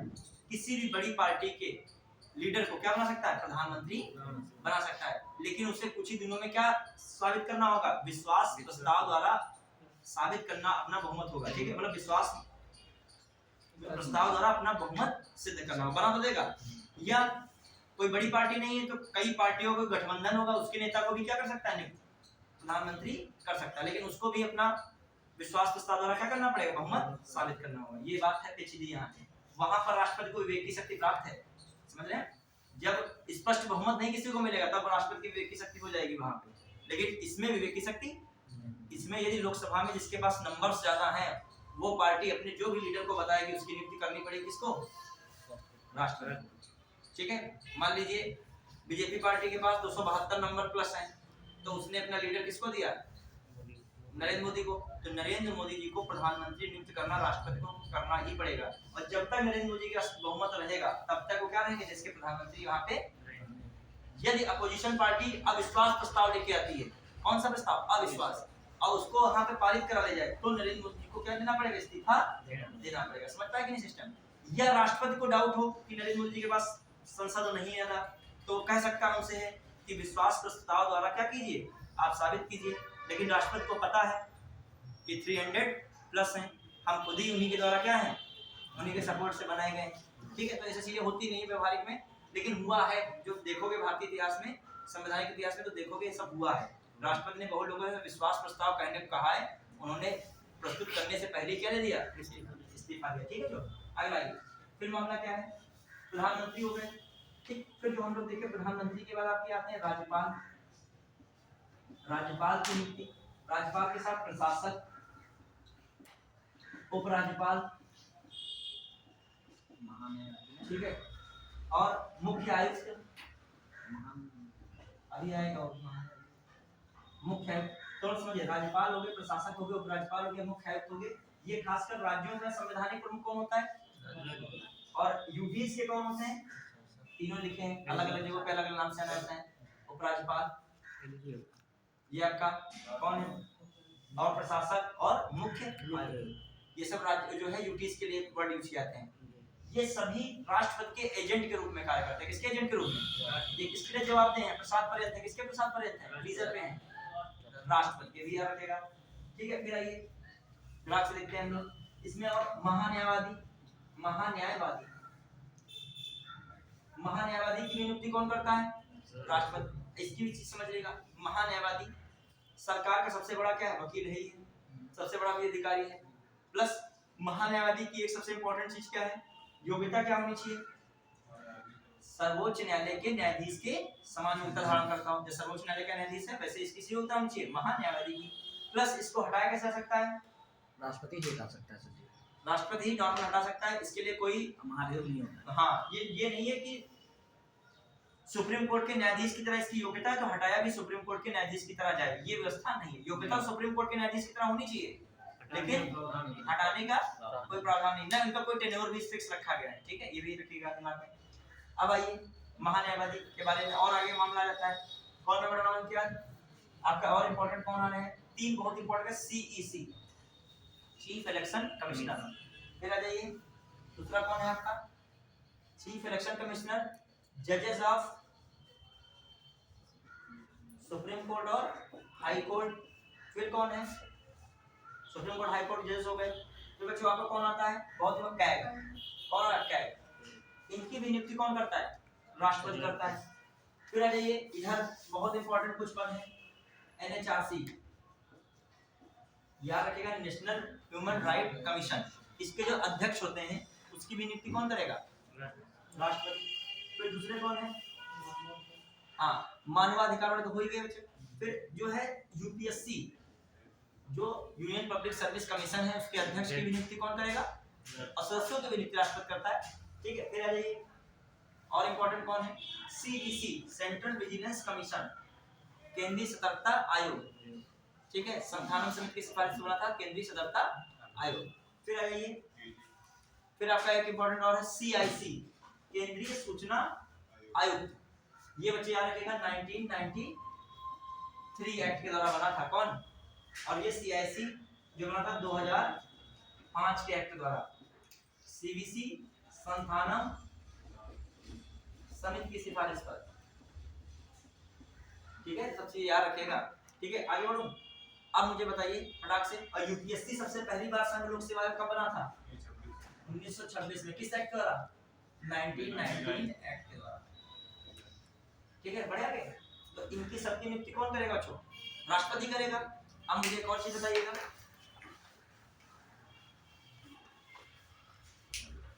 मेरा डार्क नहीं चल रहा है,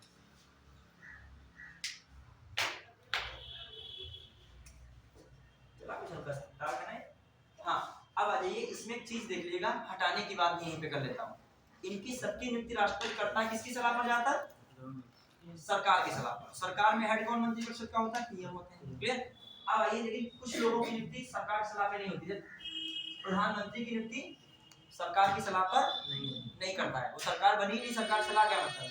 हाँ, लेकिन वो मंत्रिपरिषद की भी नियुक्ति होती है, वो सब प्रधानमंत्री की सलाह पे करता है। हाँ, मंत्रिपरिषद में मंत्रियों की नियुक्ति होती है। मंत्रिपरिषद में जितने भी मंत्री हैं उनकी नियुक्ति कौन करेगा, राष्ट्रपति। सलाह किसकी लगेगी, प्रधानमंत्री। सलाह बच्चों किसकी लगेगी, क्लियर, समझ रहे बात को। यहाँ पर देखो, यहाँ पर सलाह में मंत्रिपरिषद वगैरह की बात नहीं, मंत्रिपरिषद सरकार को है ही नहीं, तो सलाह भी क्या देंगी, प्रधानमंत्री बन गए। और प्रधानमंत्री की सलाह पर क्या मंत्रियों की नियुक्ति करी गई, किसके द्वारा, राष्ट्रपति द्वारा। फिर अभी राज्यपाल, इनमें सब में सरकार का हाथ है, इसमें भी सरकार की सिफारिश होती है, सीसी में भी सरकार की सिफारिश है। अभी करंट अफेयर में आया है, चीफ इलेक्शन कमिश्नर आया है, अभी जो इस पे विधेयक आया है सरकार द्वारा, उसमें क्या बताया गया था, एक तो आया था सुप्रीम कोर्ट ने दिया था इसमें सुधार करने के लिए, उसमें सुप्रीम कोर्ट के मुख्य न्यायाधीश अपनी बात कर रहे थे कि हमारी भी सिफारिश में शामिल होंगे। सरकार ने बदल के दूसरा कानून ला दिया है, उसमें क्या लाया गया है कि मुख्य चुनाव आयुक्त की नियुक्ति के लिए एक समिति बनेगी, जिसके हेड कौन होंगे, पीएम होंगे, और एक मंत्रिमंडल या एक केंद्रीय मंत्रिमंडल का सदस्य भी उसमें रहेगा, एक लोकसभा में प्रतिपक्ष का नेता भी रहेगा, और वो समिति सिफारिश करेगी। उस समिति की सिफारिश पर राष्ट्रपति किसकी नियुक्ति करेंगे, मुख्य चुनाव आयुक्त की। समझ रहे हो, करंट अफेयर में बात आई है आपकी। अभी क्वेश्चन पूछ लेगा सीसी की नियुक्ति के लिए जो बनी समिति है उसमें कौन कौन सदस्य शामिल है, तो याद करना पड़ेगा, अध्यक्षता पीएम, केंद्रीय मंत्रिमंडल का एक सदस्य प्लस विपक्ष का नेता। ठीक, याद रखिएगा, सारी बातें इंपॉर्टेंट मैं बताऊं। और वही समिति सिफारिश करेगी, उसी समिति के सिफारिश पर राष्ट्रपति क्या करेंगे, सीसी की। देखा जाए एक प्रकार से सरकार ही कर रही है, देखा जाए पहले सुप्रीम कोर्ट ने इंटरफेयर किया था और उसको बदल के ये जो है नया कानून बना दिया, किसने, सरकार द्वारा बना दिया गया, विधेयक हो ही गया, दोनों से पारित हो गया, तो राष्ट्रपति साइन तो कर ही देते हैं।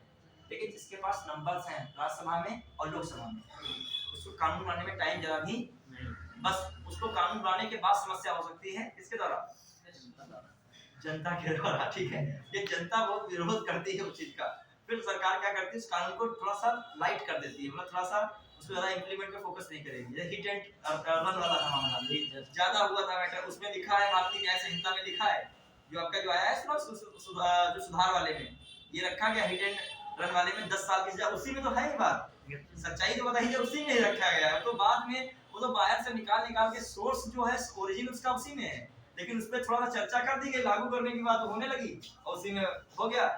सरकार ने बिल्कुल खत्म नहीं किया उसको, थोड़ा सा क्या कर दिया है, नॉर्मल कर दिया। ठीक है, तो बस ये सब चीजें होती हैं। हाँ, तो अब ये बात है, सरकार के पास इसमें नंबर्स अच्छे हैं तो जो भी चाहेगी कानून ले आएगी, लेकिन बात है जनता का उसके ऊपर फीडबैक क्या मिलता है, जनता ने समर्थन किया तो इम्प्लीमेंट होता है, जनता बहुत विरोध करेगी। क्लियर। हाँ, अब आइए देखिए कितना मूवमेंट में जो है मूवमेंट किया गया, 1-2 दिन केवल पेट्रोल जो आपका नहीं मिला, देखिए कितनी हालतें क्या हो गई, लोग कितना डिपेंडेंसी, हम लोग इमेजिन करो कि आपका क्रूड ऑयल पे कितना ज्यादा डिपेंड हो, आप जान रहे लाइट वाले सिस्टम पे कितना ज्यादा डिपेंड हो, 4 दिन लाइट नहीं आए फोन डिस्टर्ब, ठीक है, हालत खराब हो जाएगी सिस्टम की। ठीक है, चलिए हाँ आइए आगे बढ़े। तो देखिए अब इन चीजों में इनकी यहाँ पे अब सीसी का मैंने बता दिया, करंट से जुड़ा हुआ, पर यहाँ पर भी सरकार की सिफारिश नहीं चलेगी, किसी सिफारिश चलेगी, किसी चलेगी, कोलिजियम की इसी सिफारिश होगी। जब सुप्रीम कोर्ट हाई कोर्ट पढ़ाएंगे तब कोलिजन की विस्तार चर्चा करेंगे, सेकंड जजमेंट केस में आया था। ठीक है, ये सब पूरा हमने पढ़ाया है, वो फिर आएगा चर्चा करेंगे। फिर आइए कैग में सरकार की चलेगी, सरकार की सिफारिश पे किसी नियुक्ति होगी, कैग की। फिर आइए कौन है, इनकी सबकी सरकार की सिफारिश, एनएचआरसी में जब पढ़ाएंगे तो समिति बनती है, उस समिति में हालांकि उसमें हेड पीएम ही वगैरह रहते हैं, तो समिति की सिफारिश पे इनकी सभी में किसकी सिफारिश चलेगी, सरकार। तो ये सिफारिश को भी थोड़ा सा दिमाग में रखना, ऐसा नहीं कि सब में सरकार की या मंत्रिपरिषद की सिफारिश पे ही कार्य हो रहा है नियुक्ति वाला। अब हटाने की बात आ रही है, अब देखो ये चीज ज्यादा टेक्निकल है, सुन लीजिएगा। राष्ट्रपति सबको हटाता है, हटा सकता है, राष्ट्रपति सबको हटाता है, लेकिन सिफारिश बदल जाएंगी सब में, ये कठिन क्वेश्चन बनता है, सबकी सिफारिश से क्या हो जाएंगी, बदल जाएंगी। अब देखो प्रधानमंत्री तो एक ही आधार पर हटा सकता है, जब नंबर्स इनके पास ना रहे, नंबर ऑफ सीट्स लोकसभा में इनके पास ना रहे, तब तो हटा सकता है। अब विश्वास प्रस्ताव पारित हो जाए या विश्वास प्रस्ताव, तो वही कंडीशन बन रही है, तो खुद इस्तीफा दे दे। ठीक है, और यदि उस सीट पे किसी कारणवश कोई प्रधानमंत्री नहीं रह पाता है, उसकी डेथ हो जाती है, तो क्या रहेगा, तो सरकार क्या होती है, ऐसा नहीं गिर जाएगी, वो उसी पार्टी द्वारा कोई नया नेता क्या कर दिया जाएगा, बना दिया जाएगा, वो बन जाएगा पीएम, चुनाव नहीं होगा। चुनाव ऐसे होता ही नहीं है, निर्वाचन आयोग के पास इतना मतलब जो है टाइम नहीं होता, फिर इतना भाजपा का चुनाव का मतलब एक बड़ी प्रक्रिया है, 1-2 महीने की प्रक्रिया, इधर कैसे चलेगा सिस्टम, और पीएम ही सब कुछ है। देखा जाए वास्तविक जो है जहाँ पर भी संसदीय प्रशासन प्रणाली है वहाँ पर डायरेक्टली देखा जाए पीएम ही सब है, क्योंकि जहाँ पे वास्तविक सरकार, जहाँ पे संसदीय शासन प्रणाली है वहाँ वास्तविक सरकार का प्रमुख कौन है, पीएम है। मंत्रिपरिषद का हेड कौन है? पीएम है। जितने भी विभाग बटे हुए हैं सब मंत्रियों को रिपोर्ट कौन लेता है सबसे? एक ऐसा कौन काम कर रहा है, सामंजस्य बिठाता है, कोऑर्डिनेशन बनाता है, कौन बैठाएगा? पीएम। और पीएम ही ना हो तो ये मंत्री किसको जवाबदेही करेंगे? वो लूट बोट गड़बड़ करेंगे कि हमको ये विभाग दिया जाए, आपस में लड़ाई झगड़ा करेंगे। और पीएम के कारण पीएम ने मीटिंग करी है कैबिनेट की, उसमें कहा तुम काम सही से नहीं कर रहे हो तो मैं तुमको यहाँ से हटा रहा हूँ, या तुम अपने आप इस्तीफा दोगे या राष्ट्रपति तुमको हटाएंगे। तुम कहोगे सर हमारा इस्तीफा आप ही ले लीजिए, मुझे बची रहेगी। तो पीएम के पास से सारी पावर्स होती हैं।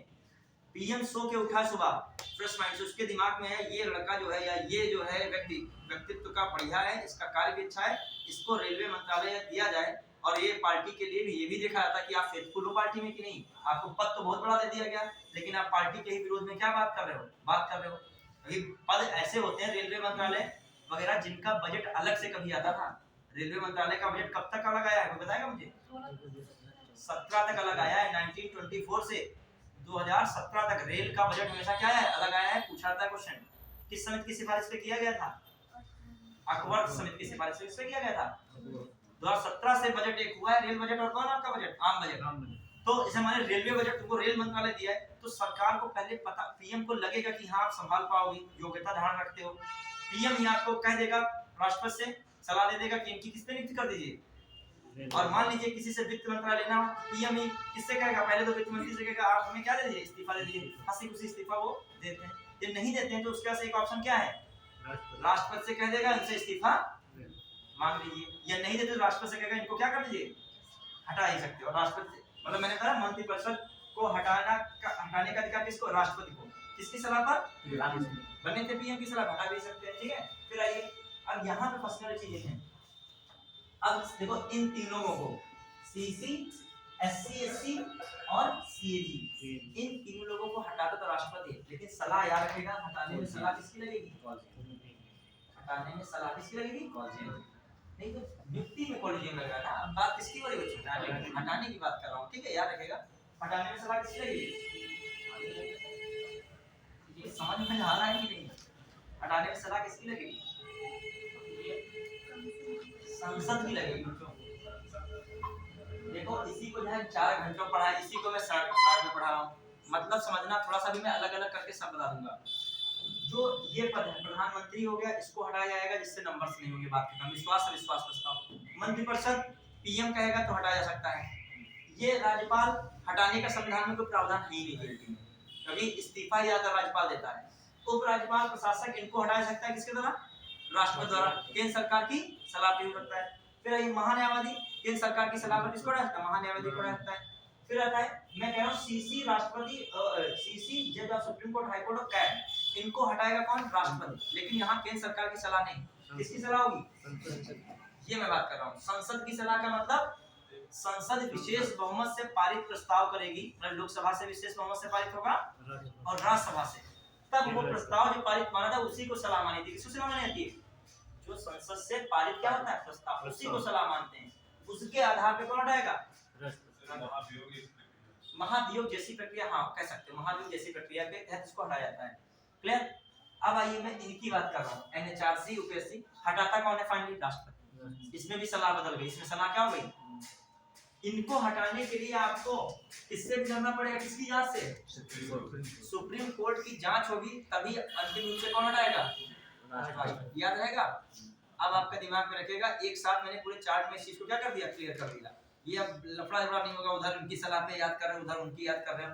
इनमें देखो शॉर्टकट में क्या करता हूँ, तीनों में सीसी लगाया। देखो सीसी, एससी, इसमें एससी है कि नहीं, सीसी लगाया, और इसमें भी क्या लगाया? सीसी। तो 3 सीसी वाले किसकी सलाह लगती है? संसद की सलाह। और बाकी इधर के जो 4-5 हैं, इनमें किसकी सलाह लगती है?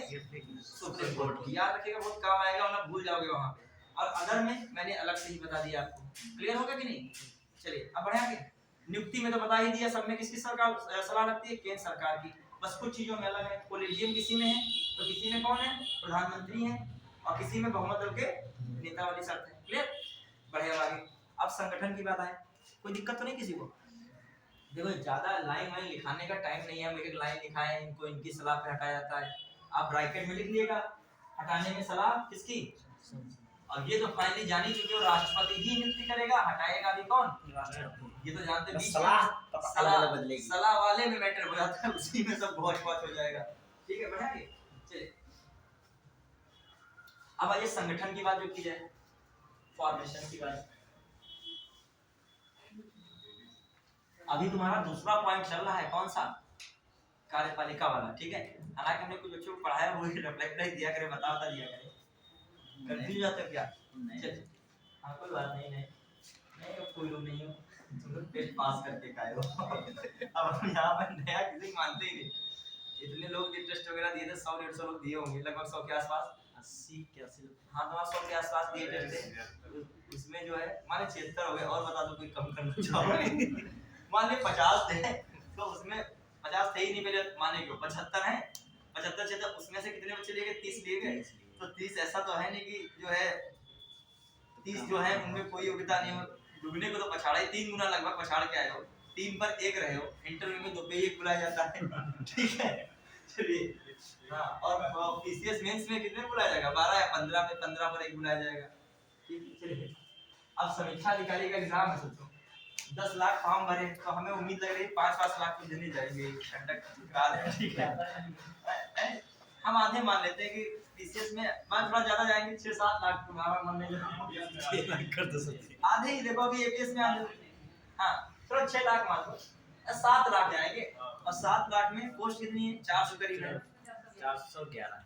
15 चक्कू 60, मतलब कितने बच्चे बुलाए जाएंगे? 60,000 थक जाएगा पीसीएस वाला कॉपी चेक करने में। 2 ही 3 उनके सेंटर एमएनसी, एक लखनऊ में, एक प्रयागराज में। हाँ 15 गुना बुलाएंगे, तो 15 चक्को 60 हुआ, 0 1 बढ़ा लो, 2 0 बढ़ा लो, कितने हुआ? 6000 बुलाए जाएंगे। कितने बुलाएंगे? तो 6 से 7 लाख में 6000 बुलाए जा रहे हैं, तो अब कुछ तो विशेष क्या करना पड़ेगा कि नहीं? अब वो नॉर्मल क्वेश्चन देगा, प्रधानमंत्री नियुक्ति होती है, बस राष्ट्रपति ऐसे दे देगा क्या? मतलब राष्ट्रपति प्रधानमंत्री की नियुक्ति करते हैं, कुछ तो दांव पेच करेगा। और ये नॉर्मल क्वेश्चन तो बेकार है, आपका मेहनत करना भी उसमें, क्योंकि वो तो सारे लोग किए बैठे हैं। क्वेश्चन अच्छे कब होते हैं? जब क्वेश्चन कठिन है तुम कर लो, खुशी ज्यादा महसूस होती है। ठीक है, जब क्वेश्चन कठिन है तुमको लगने लगे ये कौन कर सकता है, हाँ वो उसमें लगने लगता है। जब तर्क देगा आपको, तर्क ये है और तुम उसी के अनुसार चल रहे हो, ये होगा ये होगा।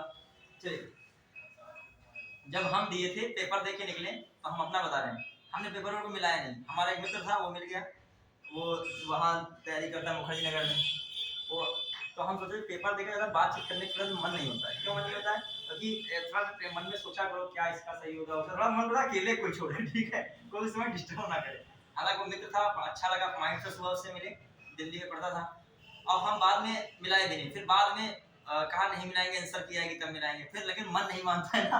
अगले दिन जो किताब लेके जहाँ बस रही थी सब मिलाया। फिर हमारा जब 100 क्वेश्चन आसपास बना, मतलब 104 मेरा बन रहा था, 104 क्वेश्चन मेरा बन रहा था। हाँ हाँ, मतलब कट पिट के बन तो मेरा पूरा तो बन रहा था 120 के आसपास, मतलब कटना भी तो होता है, जैसे बन रहा था कुछ, मतलब मेरा कट पिट के फाइनली 104 के आसपास बन रहा था। अब मुझे इतना ध्यान नहीं, कट पिट के बन रहा था, और मैंने किया ज्यादा था नहीं, मतलब किया ज्यादा क्या, मतलब पूरे 150 थोड़ी करेंगे।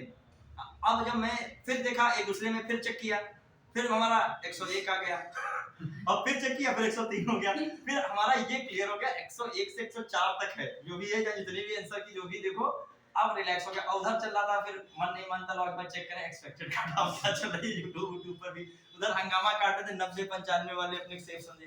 तब हमको लगा कि हाँ ये ठीक है, मतलब रेंज से हम क्या है, ऊपर है। अभी तुम्हारा अगर 90 आसपास हो और तुम्हारा सब जगह 90 ही चले तो दिक्कत हो जाती है, उसमें टेंशन आती है। या फिर बिल्कुल कम हो, 60-70 हो, टेंशन फ्री हो।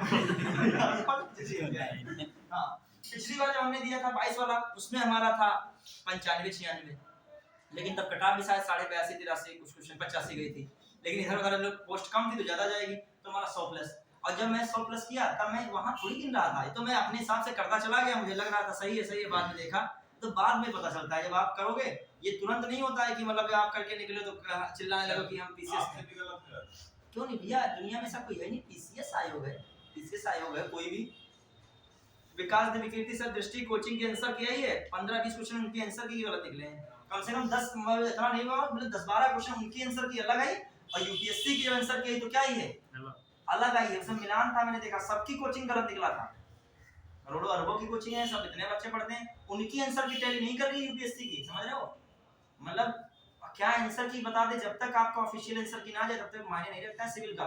यूपीएससी छोटा है वो यूपीएससी, पता नहीं कितने बड़े बड़े से विद्वान प्रोफेसर लोग बैठे हैं वो पेपर सेट करते हैं, फंसाना पूरा चाहते हैं। और कोई भी कट ऑफ 40 क्वेश्चन आती है इसमें, 40-45 पे मेंस लिख रहे हो, लाखों में छट जाते हैं, 6000 में 40, मतलब लाखों में 6000 में 40, मतलब यूपीएससी में 10 बार ज्यादा बुलाए गए, 10-12 हजार बुलाए गए थे, तो 10-12 हजार लाख में, कई लाख में आ रहे हैं, तो समझो कितने क्वेश्चन पे आ रहे हैं, 40-45 पे, इसका मतलब क्या लेवल रहा होगा।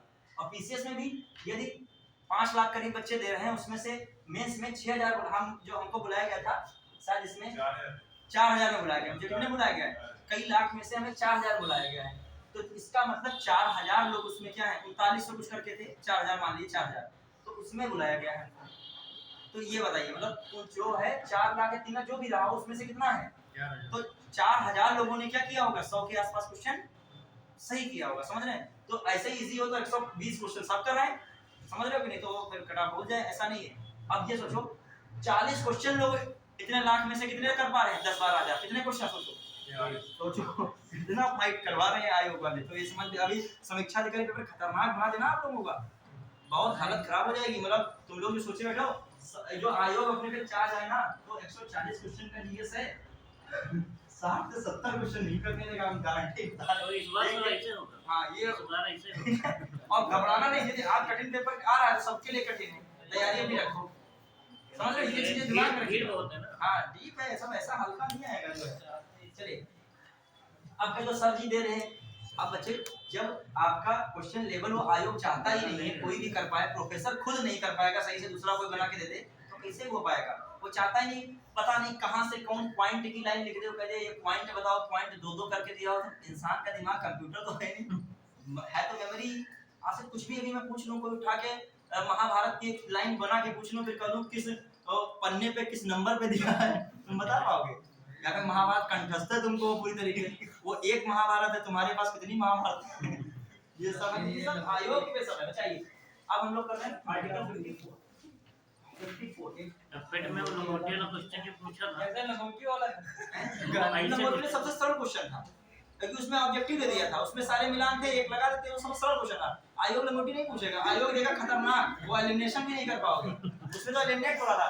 और जितना फेमस वाला लंगोटी का क्वेश्चन बहुत सरल था, उसमें ऑप्शन दे दिया था, उसने सारी चीजें कर ले जाते हैं, लेकिन ये चीजें नहीं, आयोग देगा तो आपको कोई एलिमिनेशन नहीं हो रहा होगा। अच्छा 54 में देखिए राष्ट्रपति का चुनाव, अच्छा एक चीज उसमें जहां लिखा था, एक और लिखेगा संगठन राष्ट्रपति कौन बनाता है, जो यहाँ पे लिखा था संगठन की बात में क्या लिखी थी इसे टुकड़ा कर संगठन। अच्छा SC commission, OBC commission, ST commission, SC commission, OBC commission, ST commission, बच्चों और इंपॉर्टेंट कमीशन कौन है बता दे आइए फटाफट।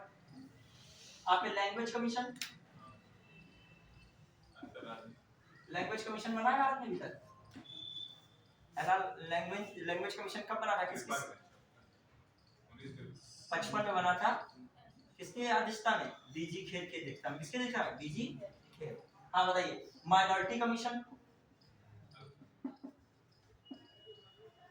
ठीक है, ये जितने भी कमीशन आप देख रहे हो इनके अध्यक्षों एवं सदस्य या एक फाइनेंस कमीशन में लिख देगा, कौन कमीशन, फाइनेंस कमीशन, इनके अध्यक्ष और सदस्यों की नियुक्ति कौन करेगा बच्चों, राष्ट्रपति करता है, कौन कर रहा है, राष्ट्रपति, क्लियर, केंद्र सरकार की सलाह पर, हटाता भी कौन है, वो हटाता भी कौन है, राष्ट्रपति, किसकी सलाह पर, केंद्र सरकार की सलाह पर। और ये सभी यूपीएससी तो मैं लिख ही चुका हूं, ये सभी कमीशन जो अपनी वार्षिक रिपोर्ट भी किसको सौंपते हैं, ये भी याद रखिएगा, किसको सौंपते हैं वार्षिक रिपोर्ट अपनी, राष्ट्रपति को, और राष्ट्रपति इसको संसद के पटल पे रखवाता है, बढ़िया है। चलो अगली चीज देख रहे हैं हम लोग, अब आइए 54 जल्दी से निपटाइए उसको भी, 54 बताइए 54, जब इतनी स्पीड से पढ़ाएं तब सोचो ये हाल है यहाँ, अब बहुत हल्का बन रहा है, पढ़ाई नहीं, सिविल एग्जाम है, कोई वनडे एग्जाम तो है नहीं, हम कह दें कि हाँ ये करते जाओ, आधा घंटे की वीडियो में तुम्हारा पूरा राष्ट्रपति क्या हो जाए, खत्म हो जाए, तो ये भी समस्या है कि आधा घंटे में खत्म हो चीजें नहीं, हम तो खत्म कर देंगे, तुमको सर एक चीज नहीं ढूंढे मिल रही है वहां पर, एक मिल जाए चीज, ये विधि आयोग तुम्हारा संवैधानिक आयोग नहीं है, हाँ, ये विधि आयोग संवैधानिक में आयोग है। इस समय कौन से नंबर का विधि आयोग चल रहा है? 22वां विधि आयोग शायद मेरे साथ चल रहा है। कौन सा आयोग चल रहा है? 22वें नंबर का विधि आयोग। किसके अध्यक्ष कौन है? विधि आयोग अलग चीज है, वित्त आयोग अलग है। वित्त आयोग सर कौन सा है? वित्त आयोग 15वां चल रहा है, 15वां वित्त आयोग। हाँ, अब प्रस्तावित है, लेकिन अभी जिसकी डेट चल रही है, कौन चल रहा है? 15वां चल रहा है। इनके सिंह उसके क्या है? हेड है, अध्यक्ष है। कितनी सिफारिश उसने की है? टैक्स में राज्यों का हिस्सा होना चाहिए 41%। अब विधि आयोग के समय अध्यक्ष कौन चल रहे हैं? आप देखो, पढ़े वित्त आयोग पढ़े, सबको याद है, वो है एनके सिंह। और आगे उसने क्या पूछ लिया? विधि आयोग। सर ये विधि आयोग वैधानिक होगा? नहीं, वैधानिक हाँ हो सकता है, वैधानिक हो सकता है, लेकिन आपका संवैधानिक नहीं, इसमें आर्टिकल नहीं दिया है। वैधानिक हो जाएगा क्योंकि बना है विधि आयोग, वैधानिक है। विधि आयोग सबसे सिफारिश कर रहा है यूनिफॉर्म सिविल कोड की। हालांकि उस समय मुद्दा ठंडे बस्ते में चल रहा है। यूनिफॉर्म सिविल कोड कौन सिफारिश कर रहा है? विधि आयोग सरकार से कह रहा है इसको लागू कराइए। हाँ, ये बताइए, ऋतुराज अवस्थी चल रहे हैं, कौन चल रहे हैं उसके हेड? ऋतुराज अवस्थी। जब चीज ध्यान रखिए कौन किसका हेड है, लास्ट में एक लिस्टिंग करिएगा जितने भी जो अध्यक्ष चल रहे हैं, सीबीसी हो चाहे आपका सीबीआई हो चाहे आपका आईबी हो, सब एक बार देख के बुलाइएगा, पता चला कौन। यहाँ तक कि विदेश सचिव कौन चल रहे हैं, बार बार विदेश सचिव का जिक्र होता रहता है। बहुत सारी फॉरेन पॉलिसी में किसका जिक्र आता है? सबसे सचिव में विदेश सचिव का सबसे मैंने देखा है इंटरनेशनल रिलेशन में सबसे जिक्र किसका है? विदेश मंत्री और एक विदेश सचिव। विदेश मंत्री सबको याद रहता है, एकदम विदेश सचिव आ गया। कौन है विदेश सचिव? हाँ, क्वात्रा करके नाम है। क्या नाम है? विजय क्वात्रा। विजय मोहन क्वात्रा है। जब आप करंट पढ़ोगे तो दिमाग में खुद ही नाम आते रहते हैं सब में। आइए जल्दी से हम लोग कहाँ पहुंचे? आर्टिकल 54 में देखिएगा क्या बताया गया है। राष्ट्रपति का चुनाव, राष्ट्रपति का थोड़ा सा फास्ट करेंगे हम लोग, लास्ट का टाइम बचा है। राष्ट्रपति का चुनाव, राष्ट्रपति का चुनाव में जो क्या है, 10-15 मिनट लगभग से जितना कवर कर पाओ कवर किए। इससे जो क्या है, राष्ट्रपति का चुनाव का जो निर्वाचक मंडल होगा, निर्वाचक मंडल में तुम्हारा ध्यान रहना चाहिए कि लोकसभा के सभी निर्वाचित सदस्य। फिर दूसरी बात क्या होनी चाहिए? राज्य विधानसभा, राज्यसभा के सभी निर्वाचित सदस्य। फिर विधानसभा के सभी निर्वाचित सदस्य। फिर दिल्ली और पुडुचेरी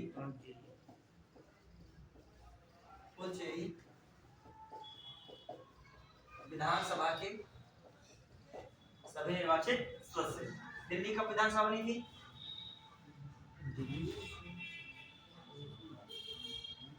लोग बताते कुछ नहीं होगा, समझाए हो 1992 में।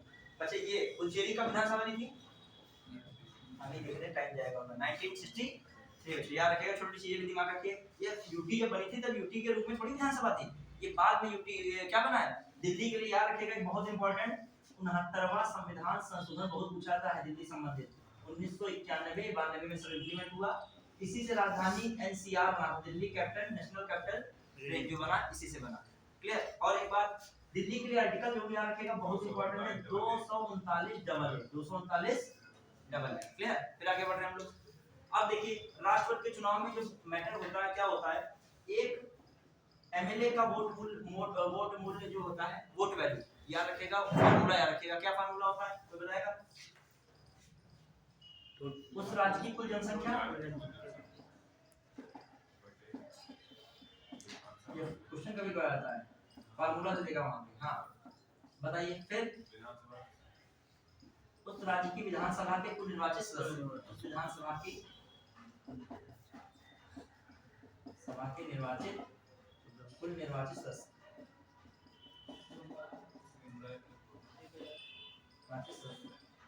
बस यहाँ पे क्या रखना है, गुणे। यहाँ पे बच्चों नीचे गुणे कितना, यहाँ ना 100 रखना, ना ऊपर 100 लगाना, नीचे लगेगा क्या वहां पे ऊपर नीचे 100 150 पता नहीं क्या क्या बना देगा, इसी में हेरफेर करेगा।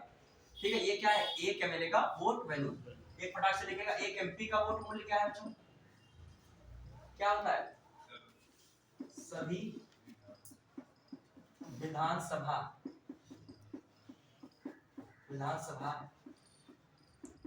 के निर्वाचित एमएलए का वोट मूल्य बटे सभी या सभी लिखे सभी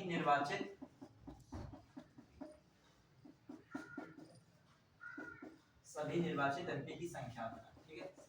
इसमें आपको इंटू फिंटू कुछ नहीं करना है, याद रखेगा। उसमें क्या है, कुल विधानसभा की आपकी सीटें और बटे एमपी कितने भी हैं उनकी सीटें, ये है बस मल्टीपल में।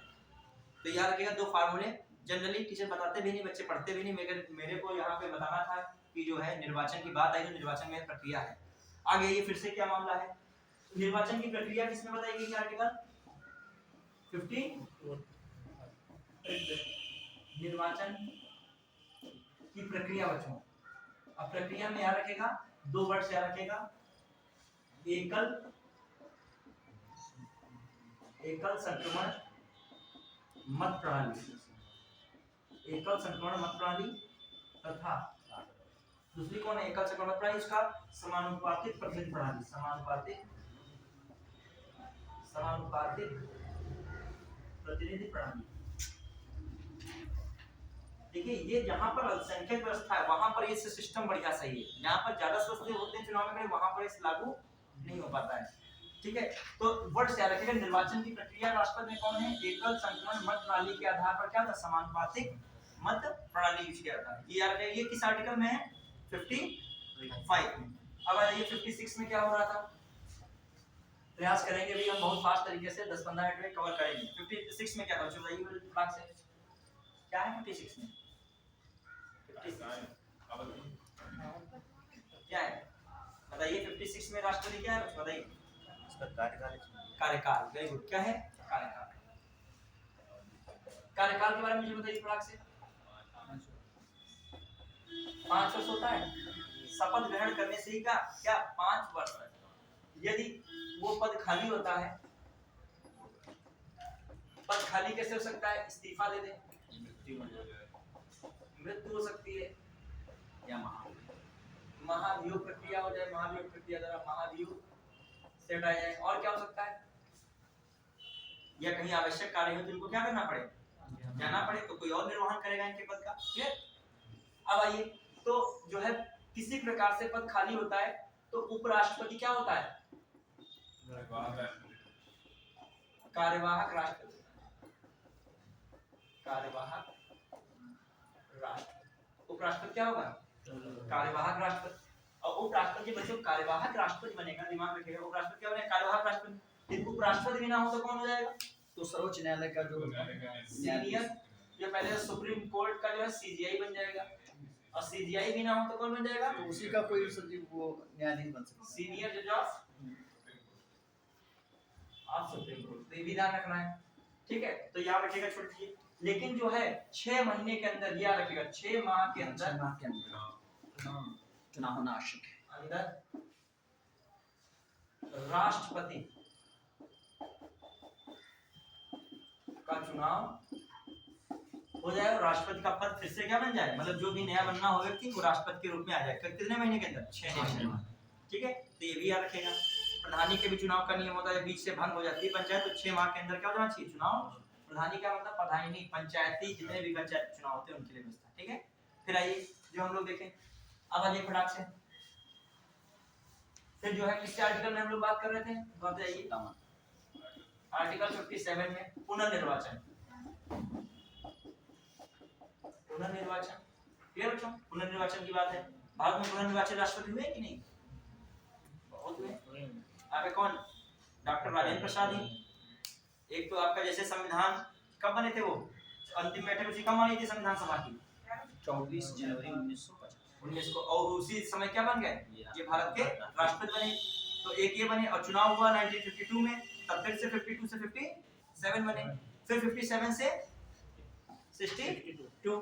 ये कौन है, ये राजेंद्र प्रसाद। तो राजेंद्र प्रसाद का एक से अधिक बार क्या बन चुके हैं राष्ट्रपति। तो पुनर्निर्वाचन भारत में क्या रखा गया, व्यवस्था है, समझ रहे कि नहीं, पुनर्निर्वाचन व्यवस्था, कोई भी राष्ट्रपति कितनी बार भी राष्ट्रपति बन सकता है, कोई उसके लिए एज बाउंडेशन भी नहीं है, क्लियर।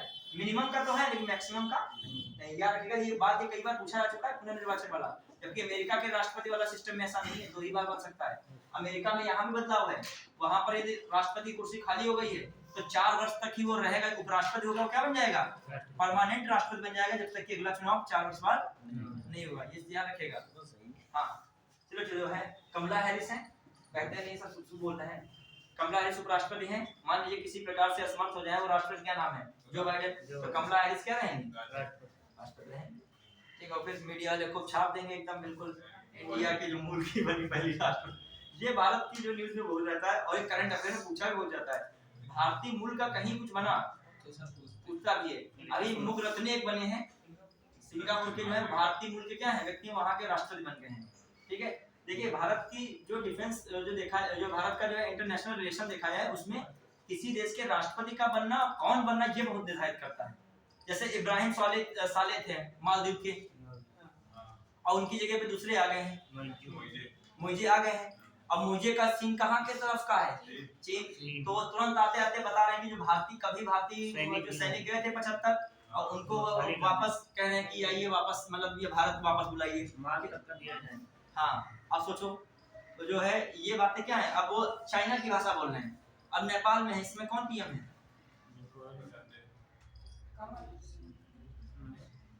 बताइए कौन है।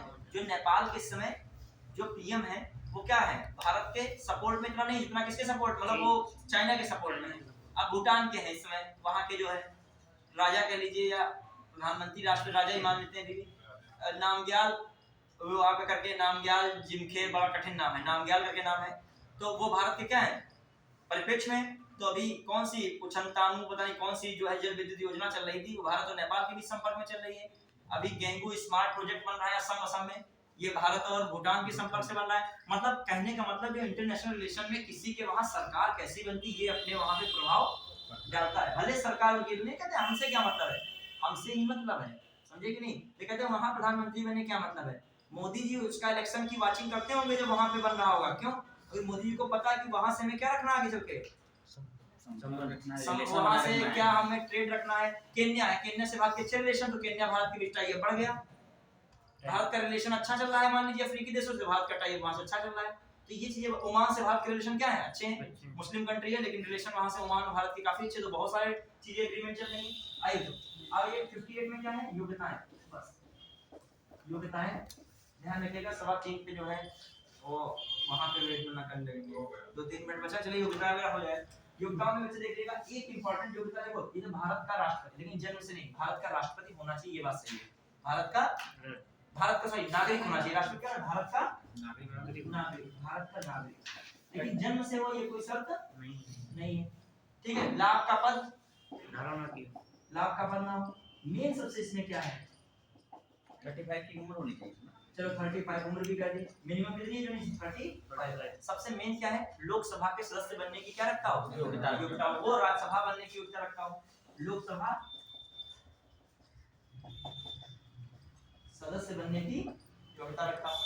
अब आइए फटाक से, कौन सा आर्टिकल था इसके बाद, 59। इसकी सेवा शर्तें राष्ट्रपति की। सेवा शर्त में सबसे पहले इसकी सेवा शर्त है, शर्त क्या है इसकी, यदि राष्ट्रपति का पद ग्रहण करता है तो इससे पहले जो भी लाभ का पद होगा उसको छोड़ना पड़ेगा। यदि किसी भी संसद या किसी भी संसद के सदन में क्या है, सदस्य है, तो सदस्य क्या देना पड़ेगा, इस्तीफा देना पड़ेगा। यदि विधानसभा का सदस्य है तो भी विधानसभा के सदस्य क्या देना पड़ेगा, शपथ लेने से पहले इस्तीफा देना पड़ेगा, ये शर्त है।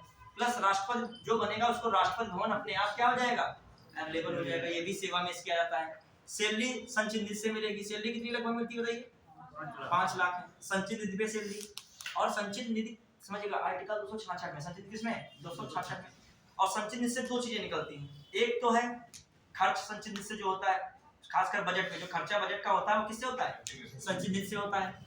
और दूसरा संचित निधि पे कुछ चार्ज है, मतलब भारित व्यय है, जो मतलब उससे रुपया जाना ही जाना है मद में, उनमें से रुपया जाना ही जाना है, उसमें किधर जाना है, राष्ट्रपति पर, उपराष्ट्रपति पर। उपराष्ट्रपति में मतलब राज्यसभा का सभापति, मतलब मेरी बात समझिएगा, भारत के 3 अकाउंट हैं। एक अकाउंट है संचित निधि, एक अकाउंट है पब्लिक अकाउंट मतलब लोक लेखा निधि, पब्लिक अकाउंट फंड, और एक कौन है, आकस्मिक निधि। जो संचित निधि है, बजट जब आता है तो विनियोग विधेयक पारित किया था, कौन सा, तभी संचित निधि से धन निकल सकता है। किससे धन मैं कह रहा हूँ, संचित निधि से। दूसरा, संचित निधि पर एक भारित व्यय होता है, भारित व्यय मतलब उसको इतना खर्चा करना ही करना है, कुछ भी हो जाए उसके लिए बजट व्यय पारित नहीं है, उसके लिए देना ही पड़ेगा संचित निधि को। वो कौन भारित व्यय में आता है, राष्ट्रपति आता है। 5 लाख सैलरी राष्ट्रपति कहाँ से मिलती है? संचित निधि से। प्लस मैं कहता हूँ संचित निधि पे और भारित व्यय खासकर किसके हैं? ज्यादातर वो पूछे जाते हैं। उपराष्ट्रपति तो नहीं, वहां पे कहता है राज्यसभा का सभापति और उपसभापति, लोकसभा का अध्यक्ष और बच्चों उपाध्यक्ष। इनको किस पे ये भारित व्यय किस पे लिए है? ये संचित निधि पर। यूपीएससी का चेयरमैन संचित निधि पर भारित है।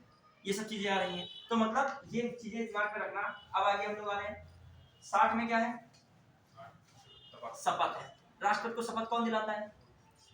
सीजीआई दिलाता है। कौन दिलाता है? सीजीआई दिलाता है। ठीक है, अब आइए आगे 61 में क्या है? महाभियोग प्रक्रिया। राष्ट्रपति पर महाभियोग लगाया जाएगा, उसके लिए दिए क्या है? पूरी प्रक्रिया है। सबसे पहले कितने सदस्यों द्वारा प्रस्ताव, लिखित प्रस्ताव होना चाहिए हटाने के लिए? 1/4 सदस्य। कुल का कितना? 1/4 से क्या होना चाहिए? सब पूछे जाते हैं स्टेप है। लिखित समर्थनों से ये 1/4 का लिखित, केवल हमें राष्ट्रपति को क्या करना है? जो सदन का होगा, कुल सदन का 1/4। जैसे हमारे लोकसभा है तो उसका 1/4, राज्यसभा से हटाना तो उसका 1। ये कोई बाउंडेशन नहीं है किस सदन में स्टार्ट किया जाएगा, किसी भी सदन में। जबकि उपराष्ट्रपति के लिए बाउंडेशन है, तो वहां उसको हटाने की प्रक्रिया कहां से स्टार्ट होगी? अच्छा, राज्यसभा से। कहां से होगी? राज्यसभा से। और राज्यसभा में उसके लिए क्या है? उपराष्ट्रपति के लिए मैटर अलग हो जाएगा। यहाँ पर क्या है? ठीक है, राष्ट्रपति मैटर क्या हो जाएगा? फटाक से खत्म कर रहा हूँ। राष्ट्रपति में 1/4 से हुआ, फिर क्या होगा बच्चों? फटाक से बताइए। जब वो पास हो जाएगा फिर फिर कितने उपस्थित कुल सदस्यों का कितना? 2/3 बहुमत से फिर क्या करना होगा? पास करना होगा। मान लीजिए लोकसभा से स्टार्ट किया, पास कर दिया, कहाँ पहुंच गया? राज्यसभा। राज्यसभा पहुंच गया। राज्यसभा क्या करेगा? वो बनाएगा, जांच समिति बनाएगा। उसमें कौन होगा हेड में? सीजीआई होगा। जांच में पास कर दिया कि इन पे जो है किसके आधार पर पहली बार हटाया था राष्ट्रपति? संविधान का अतिक्रमण के आधार पर, वायलेशन, कॉन्स्टिट्यूशन वायलेशन। संविधान का अतिक्रमण सही पाता है तो वो समिति क्या कर देगी? पास कर देगी। अब फिर उपस्थित कुल सदस्यों का कितना? 2/3 बहुमत से पास हो गया। तब राष्ट्रपति पर महाभियोग प्रक्रिया हुई। उसी दिन से राष्ट्रपति अपना पद क्या दे देंगे? इस्तीफा दे देंगे। समझ पाया कुछ की नहीं? पहला 1/4, फिर 2/3, फिर अगले सदन में क्या होता है? जांच होती है, फिर 2/3, तब राष्ट्रपति हट जाते हैं। क्वेश्चन आता है राष्ट्रपति को हटाने की प्रक्रिया में जांच सदन कौन सा होता है? तो टिक लगाओगे दूसरा सदन। कौन होता है? और बल्कि देखो उपराष्ट्रपति में कितना ट्विस्ट है। उसको जो हटाना होगा राज्यसभा से हटाना होगा। उसके लिए कैसा बहुमत चाहिए? प्रभावी बहुमत। लोकसभा में कैसा बहुमत चाहिए? साधारण बहुमत। उसके में कोई बाउंडेशन यही है कि वहां राज्यसभा, इसके लिए कोई बाउंडेशन नहीं है। वहां जांच सदन कुछ नहीं होता। यहाँ पे देखो दोनों चीजों को थोड़ा कंपैरिजन करो। क्वेश्चन घुमावदार पूछता है। एक बार उपराष्ट्रपति का पूछा था, उसमें प्रभावी बहुमत लगाना था, बच्चे क्या लगा दिए? साधारण बहुमत। साधारण बहुमत और प्रभावी बहुमत में क्या होता है डिफरेंस? आज के बच्चे रखते हैं। फिर भी क्लास हमारी समझ से फ्रूटफुल रही होगी, इतने टाइम बिताए हो हमारे साथ, तो कुछ ना कुछ तो ज्ञान मिला होगा। हाँ, ये इसको